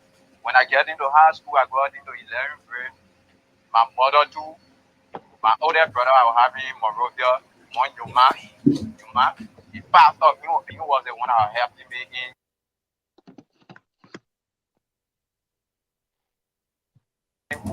So there was no way for me. So what I decided, I said, but since this is the case, I can continue the school. So what we do, I get someone to learn a vocational trade. I want to be happy, man. I able to be happy, my family. So I went to a vocational school, a very renowned vocational school, LRC. Okay. And I did a professional driving there. I did safety and defensive driving there. Okay. I graduated from there. Okay. But from there. What year did you graduate? I graduated from there 2020. I graduated from there. Okay. Yeah. And since I graduated from there, I thought that it was a good decision I made. Like when I leave from there, I able to find a job there. Yeah, it can help me to follow my education, because most of my young friends at the time I see them at GBU, Grand Bassa University, they ask me, Mr. Fire, what are you doing? I said, my man, I still pushing team, but nothing yet work up. This time I see the minute, and some of my friends at the time were in the senior division there. Some of them graduated now. Yeah, some of them graduated now. I'm not doing nothing. So, I thought that was a way that I could help my family, but still then, anywhere I go, no work. What are some of the places you went looking for job? I went Sino. I afraid there, no way. I even came back. The people, the personal mentor were looking for Java. I sent my CV there. No way. So, people, yeah. Yeah, okay. So you went also as Salamita, but you couldn't find any means to get a job. I couldn't find any means to get away. So how now you came out with this decision, and explain to us what were you planning now to do? So, okay, thank you. So, really, because you know, sir, the process of life is dynamic, and that started right. So we trying to the level living from another level to get to another level. So whenever I see my friend and they going forward, and I must say I stay remaining on that level, my mother in a type of poor condition, and now I'm the only outstanding child in the family that is wanting something from me. Each time I go for a visit, in a real area where I'm calling you from now, I see the condition she is very bad. So when I get back in the city, like the last time before I can decide to do that, I came back visit to my mother in Company TV district. And I saw the condition of my family. And so when I went back, I started imagining, I said, if my father was alive, then at this time I couldn't be on the level, but that didn't stay. I didn't go contrary like doing bad things, but still I fighting to get somewhere, but nothing cool. So I just decided running on the old step, to just hang myself that everything could finish because a wise man at me, visionary man, pushing to get somewhere in left, and nothing good I seen. So, and every time I seen all of my friends, they pushing power, going power. People tell me, say, why you can't go tell some of your men? Let them give you car, you be happy. And I say, well, the reason I land the tree, I get talking, man, I go to my men, give me car, me be happy. What is that? My family will look. Yeah. Augustine, you're not the only person going through this. There are many other people who are going through the same situation, but have not resorted to do what you intended to have done. Because the reason I've been pushing the issue, and sometimes I won't get my way through to some of the government officials, but my family is a poor family, so maybe they are not connected. So for me to get to people with that type of high profile today very hard. But thank God I'm opportune today. Maybe sometimes I have got work. I'm opportune today to go live.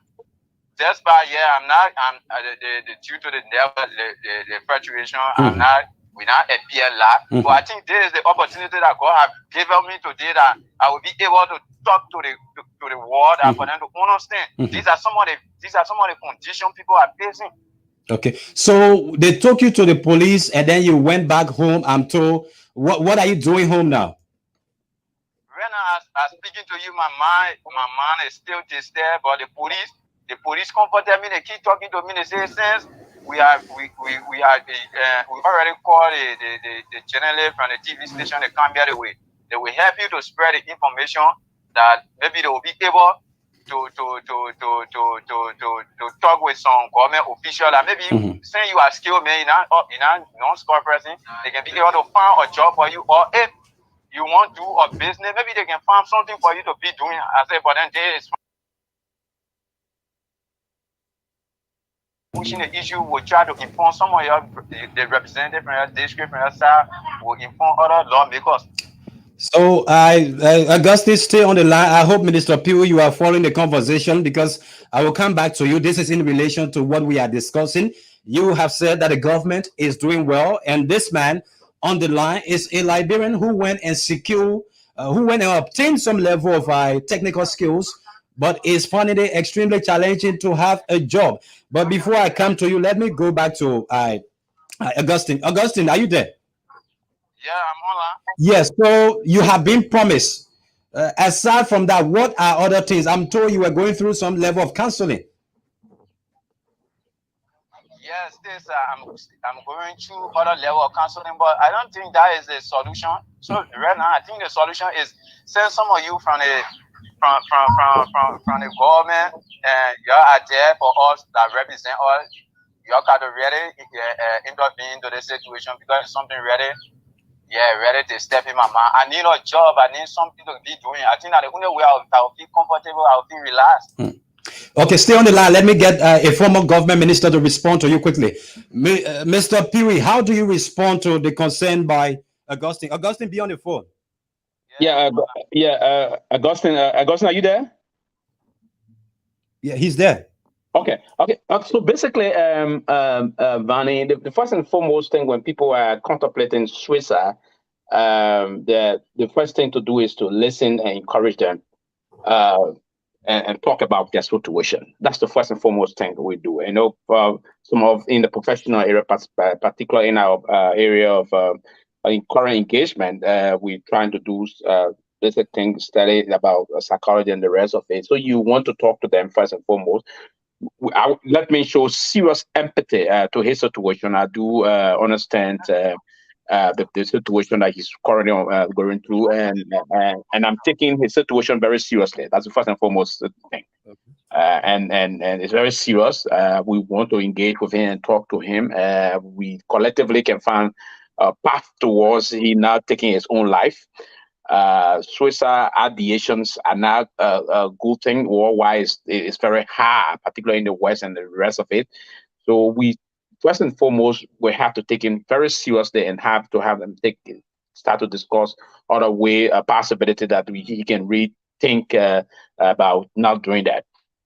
Another thing I want to talk to this is just an indication of what we're saying. Young people are getting frustrated that the government is unable to provide them jobs. That should not, and that's why I say I take his situation very seriously. But that should not push us to wanting to take our own lives. Number one, if he were to take his life now, that won't change anything about his parents. And I do understand his situation. I said from the initial stage, I'm going to be very clear to him now. It won't improve any situation of his parents. So what he can do is to engage, and then we all collectively, someone will listen and will find some way for him to move on. So basically, the situation is we all have to engage doing something. We all have to. And let me say this to him, that the government is very sensitive about the plight of every Liberian. It's just unfortunate that everyone cannot get there at the same time. But I will say to you, Avani, that the brother do have people that believe in him and thinking about him. I would want to, from my own perspective, eventually engage with him and we have some conversation. Okay. What I can say to him for now, I want him to be calm, that this government is sensitive, is calm. And what I would do from my end, I will personally on this Wednesday, maybe it can be through you or he can send his mobile money. I will personally help him with an amount of $100 so that he can find some things to do. Then we begin to think to talk. Mm. We will start to talk and we will move on. I mean, it's unfortunate that he will contemplate taking his own life. It's not a good thing to do. The Bible spoke against it. And let me encourage him that it is not, because if he were to take his life, the very parents he wants to take care of, he will be nowhere to take care of them.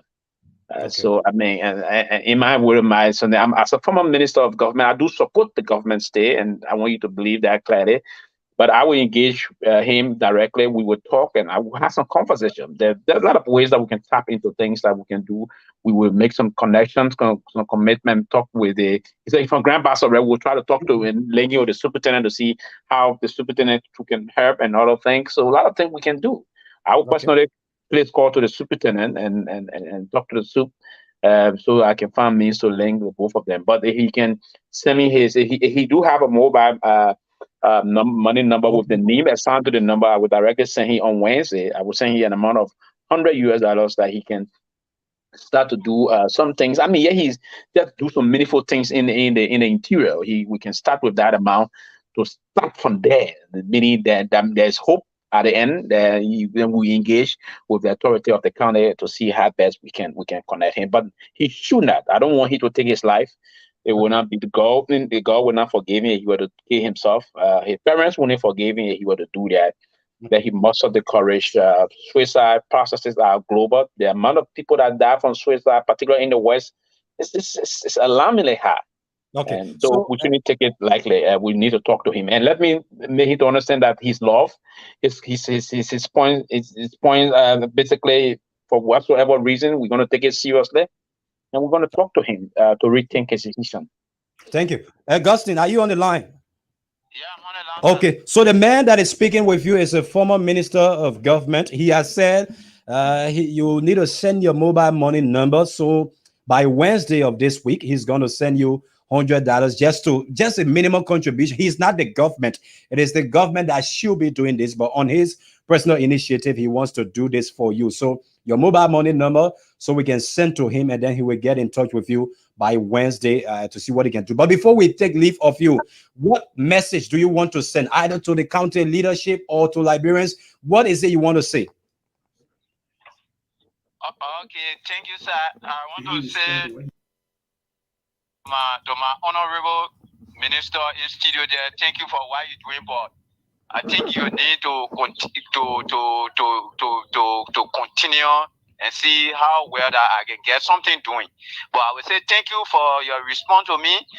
I'm kind of hard there with it, but what I would like to tell my government official, not only my district or my county, but to the Republic of Liberia, people at large.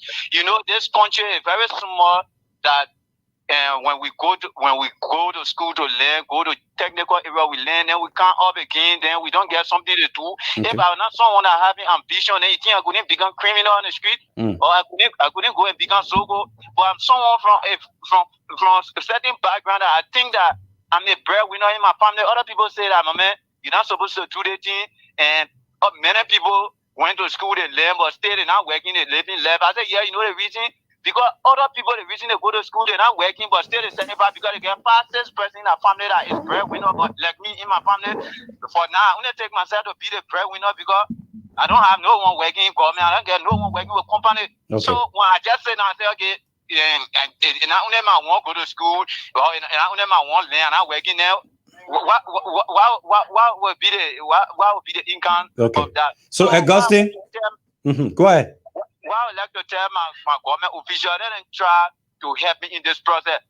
Of course, someone else will donate personally, maybe financial support to me, but my people, I need a work. This is the only way I can feel relaxed, I feel comfortable, because at the end of the month, at least my parents will be expecting something from me, and I'll be in the capacity to do it for them.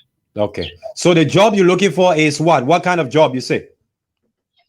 For the trade I learn, for the skill that in me, I need a job for that. Okay, what kind of skill you learn? What kind of skill you have?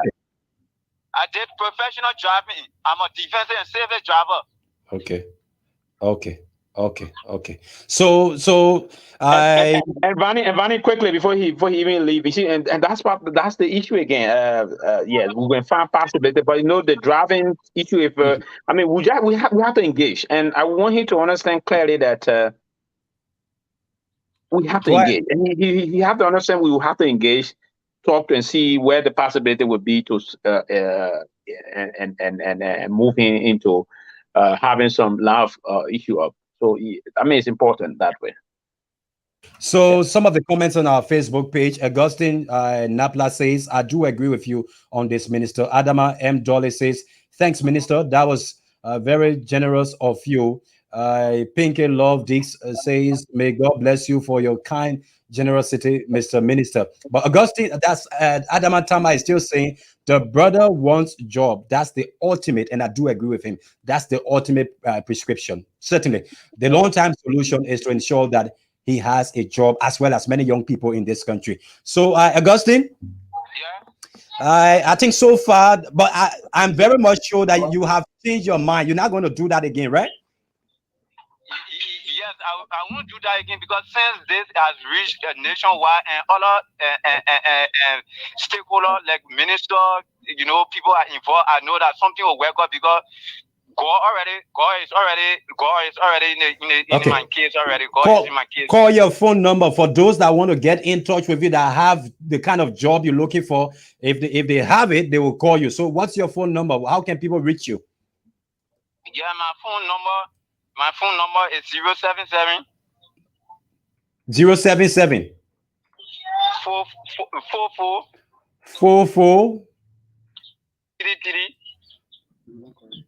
33. Augustine, you need to make sure you give us the right number. Call that number again, the number that you know is active. Or do you want me to call this one that I'm calling you on? Okay, I get two SIM, SIM 1 and SIM 2. Okay. I may give you my SIM 2 and my SIM 1. Quickly now, so we can take leave of you. Okay. This one is my mobile number, like you were telling me about. Go ahead. 0778 0778 65 31 03. Okay, that is my mobile number. Okay. And the second one is 077 077 00 43 367. So Augustine's numbers are 0778 53. That's 0778 653 103 0770 043 367. The numbers have been pinned. They are being pinned, I should say, on the screen for those that are following to see it.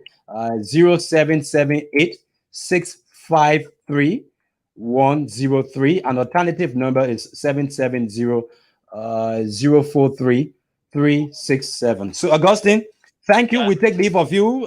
Be looking forward to hearing from the minister by Wednesday, the former minister, I should say. And then, what's the name? The mobile money number is registered in what name? I'm Teacher Farah from the coffee house. That's the mobile number name. Yeah. Farah E Munimunio. The mobile number name is Farah E Munimunio. Okay.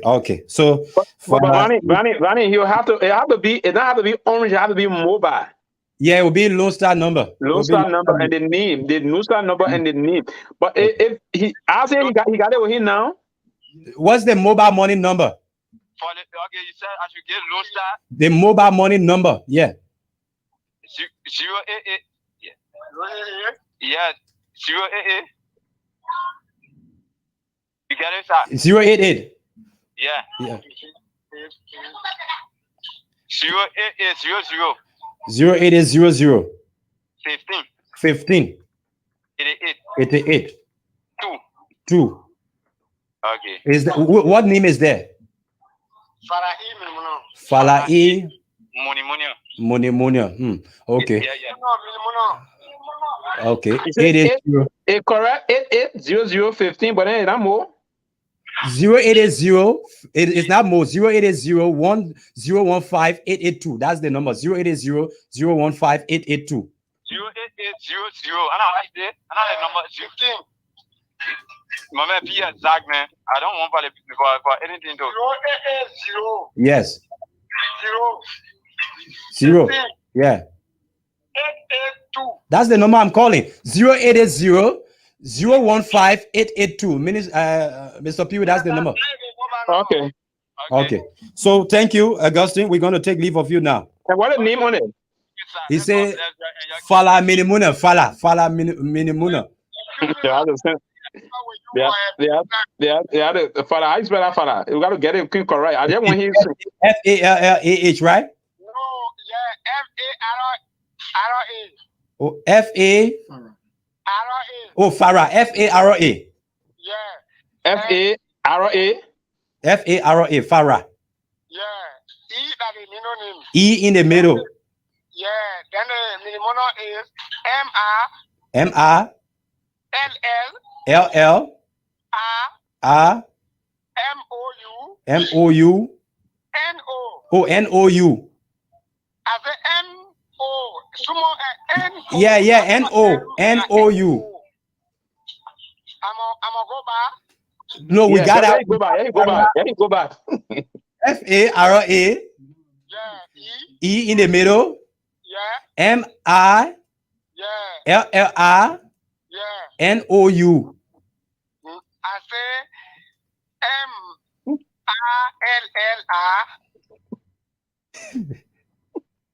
Yeah, go ahead. M-R-L-L-R. Then you get M-O-U. Okay, all right. Thank you. We got it. So it's M. It's not N. It's M. M-O-U. Yeah. Eh? Okay. Vanny, it's important. We don't get it correct. We not go. So that the name. So it's. I come on minute. Is it M-R-L-L-R-M-O-U? Am I help you in the making? Yeah, hello. Yeah, hello. N-O-U or M-O-U? Small N? I say M. Yeah. L-L-R. M-O-U. N-O. Okay. M-O-U-N-O. N-O. So it's M-O-U-N-O. M-O-U-N-O. No. M-O-U. Minimuno. Minimuno. Okay. You got it clear? Yeah, we got it clear now. Okay. Thank you, Chief. Vanny, you there for 1 minute. Okay. Please hold on. Be on the phone. Stay on the phone. So Vanny, from what he said is F-A-R-A, E in the middle. Yes. M-I-L-L-R-M-O-U-N-O, right? Yeah, Minimuno. And then the number is 08800158882, right? Vanny there?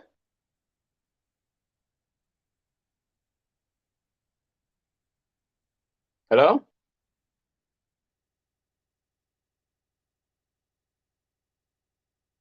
Tony, can you hear me?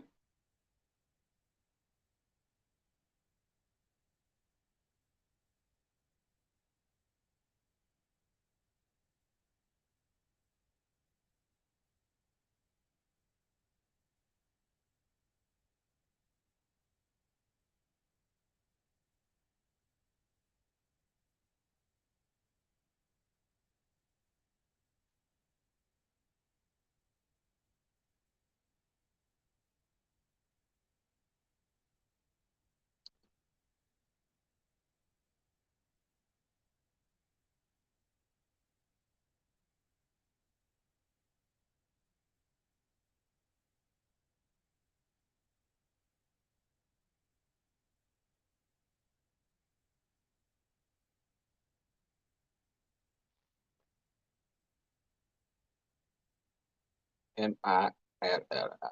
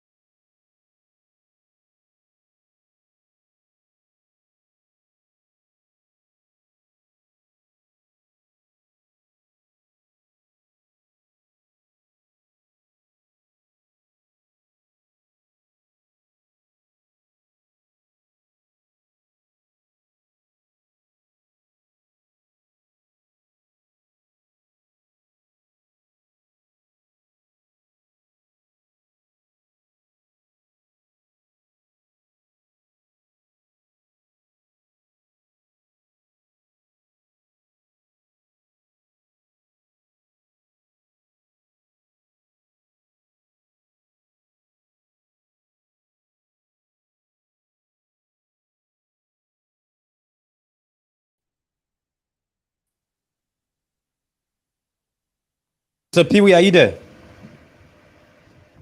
Yeah, Vanny, I'm here. You can hear me now? Yeah, I'm getting you. We're just going to wrap up quickly. We were facing some constraints, but I want you to wrap up on that note. We were talking about getting your response, your experience you had working with Mr. Kimaya. Yeah, so basically, Vanny, trust me, you know the kind of person I am. So I was appointed by the President of the Republic to perform a piece of responsibility, and I actually commended the President for the service. and my days at the ministry, I did enjoy it working with all of my professional colleagues, former minister, and the rest of it. So I just played my role, and I could do when it came for me to leave, and that's why I exited actually. And I didn't just want to go into the politics of what. And my whole agenda is to support President Weah re-election bid, and the fact that Minister Kimia served at the will and pleasure, and he still enjoys the confidence of the president. I do support his agenda to move on. I support the president, so he enjoys the confidence of the president. So I don't want to. I exited and I wrote the president why I have to leave, and I thank the president, and the president was very magnanimous. He did place a call to me, and we had some very good conversation and what have you. So I believe in the president's agenda, and I believe in his tenacity, his leadership skills, and the rest of it. And I will continue to support the president. But what I would say is that Mr. Kimia is the minister of the Ministry of Foreign Affairs. He will have to take the bull by the horn to ensure that the ministry is stable. The ministry currently is not in a good stand in terms of what is unfolding. The ministry is very toxic in terms of issues that are unfolding. The fact that the minister will be leaving one note and his principal deputy is leaving another note, they speak volume that they are now on one accord. That is wrong. And so the minister should take the responsibility to ensure that there's peace, because the bottom line of everything is to implement the agenda of the president. Okay. Now, if you were to always, and you cannot, and the issue, I just quite frankly recently heard that intimidating staff, bullying staff, and the rest of it from all across quarters is not good. Going to this department, telling the staff, I mean, they say they sometimes people are being threatened to that they will be transferred and from this department to the next. My advice to the leadership of the Ministry of Foreign Affairs now, we are in a critical and delicate election year. This election is very consequential to the Republic of Liberia and to us all that are supporting the president. I'm a surrogate of the president re-election bid. I would think that some of the information we get on a daily basis that staff are being threatened on a daily basis that they will be transferred because they are believed to not be doing certain things. I think we need to stop it. And I would call on the minister to unify the ministry and push the president's agenda, because this is the intent to move the president.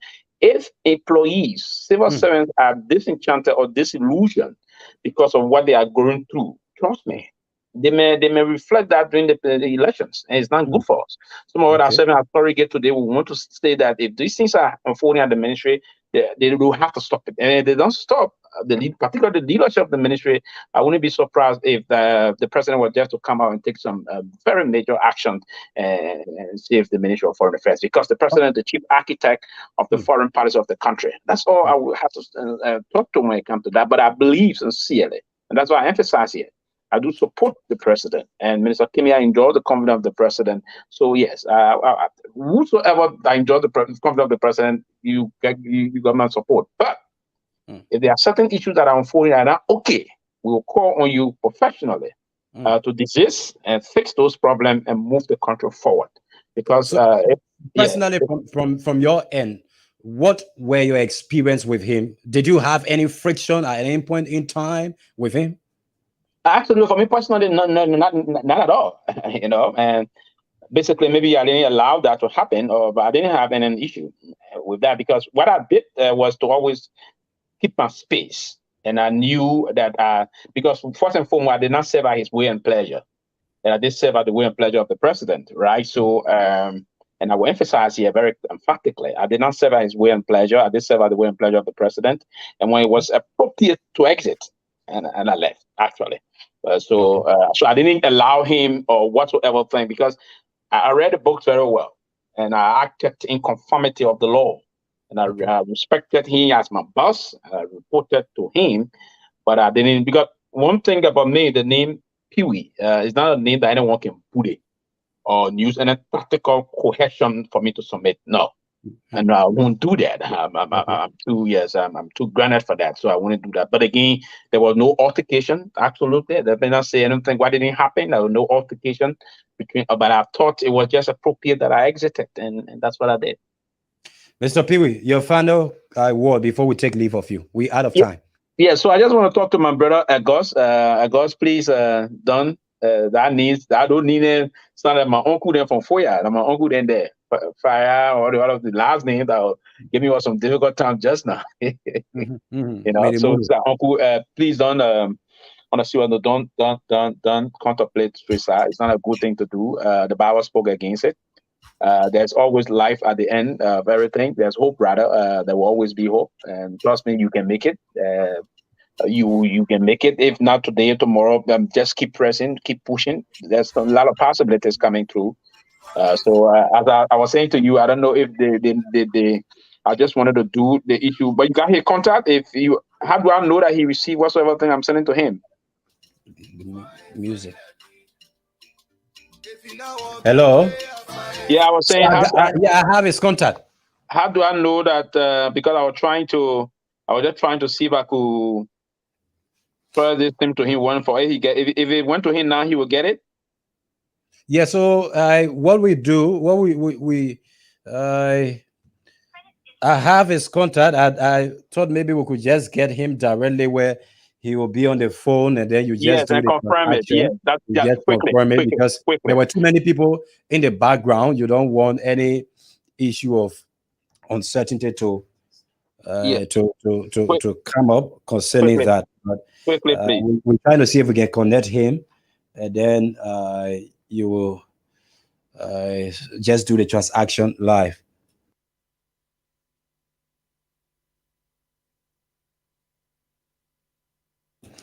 So basically, that's just it. Because too many persons were talking in the background. I want us to do the transaction in the way that it will be visible and everybody will know that it was actually done. But have you started the process to know if it's going through? No, but it's already there. Just let you to understand that the number, if the number is correct, that's all. If the number, he said the number is 880 01 5882, right? Yeah, 0880 01 5882. Yeah, 5882. Yes. Yeah, but have you seen name coming there? No, but you have the name he gave, and the name was saved to it. So okay, the first time you have to save the name. So that's the number. But yeah, I just want you to be on with him. He could get him there. Just we're not getting him at the moment. We're not getting him at the moment. So I'm trying to see if we can connect with him, but we're not getting him at the moment to really get this because we're already out of time. Yes. Anyway, okay. So yeah. when you get him, just send him so if anything because then we will do conference call with him. We'll do conference call with him after the show. I will call him. Then we'll do Okay. All right. Okay. So, Chief, we don't have time again. We don't have time. Thank you, Vanny. Thank you. Appreciate it. Hello. Okay. Thank you. Okay. Solo. Okay. Solo.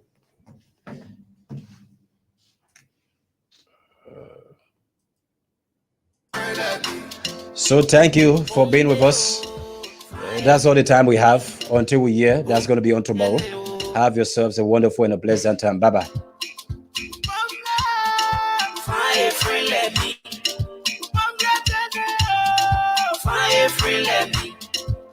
Hey, see bestie. Your bestie not sweet like my bestie. Your bestie la bestie. Fire free, let me. I say, see bestie wanting to happy. Fire free, let me. Alien say they want me go. I say, Some of them say they want me go. I say,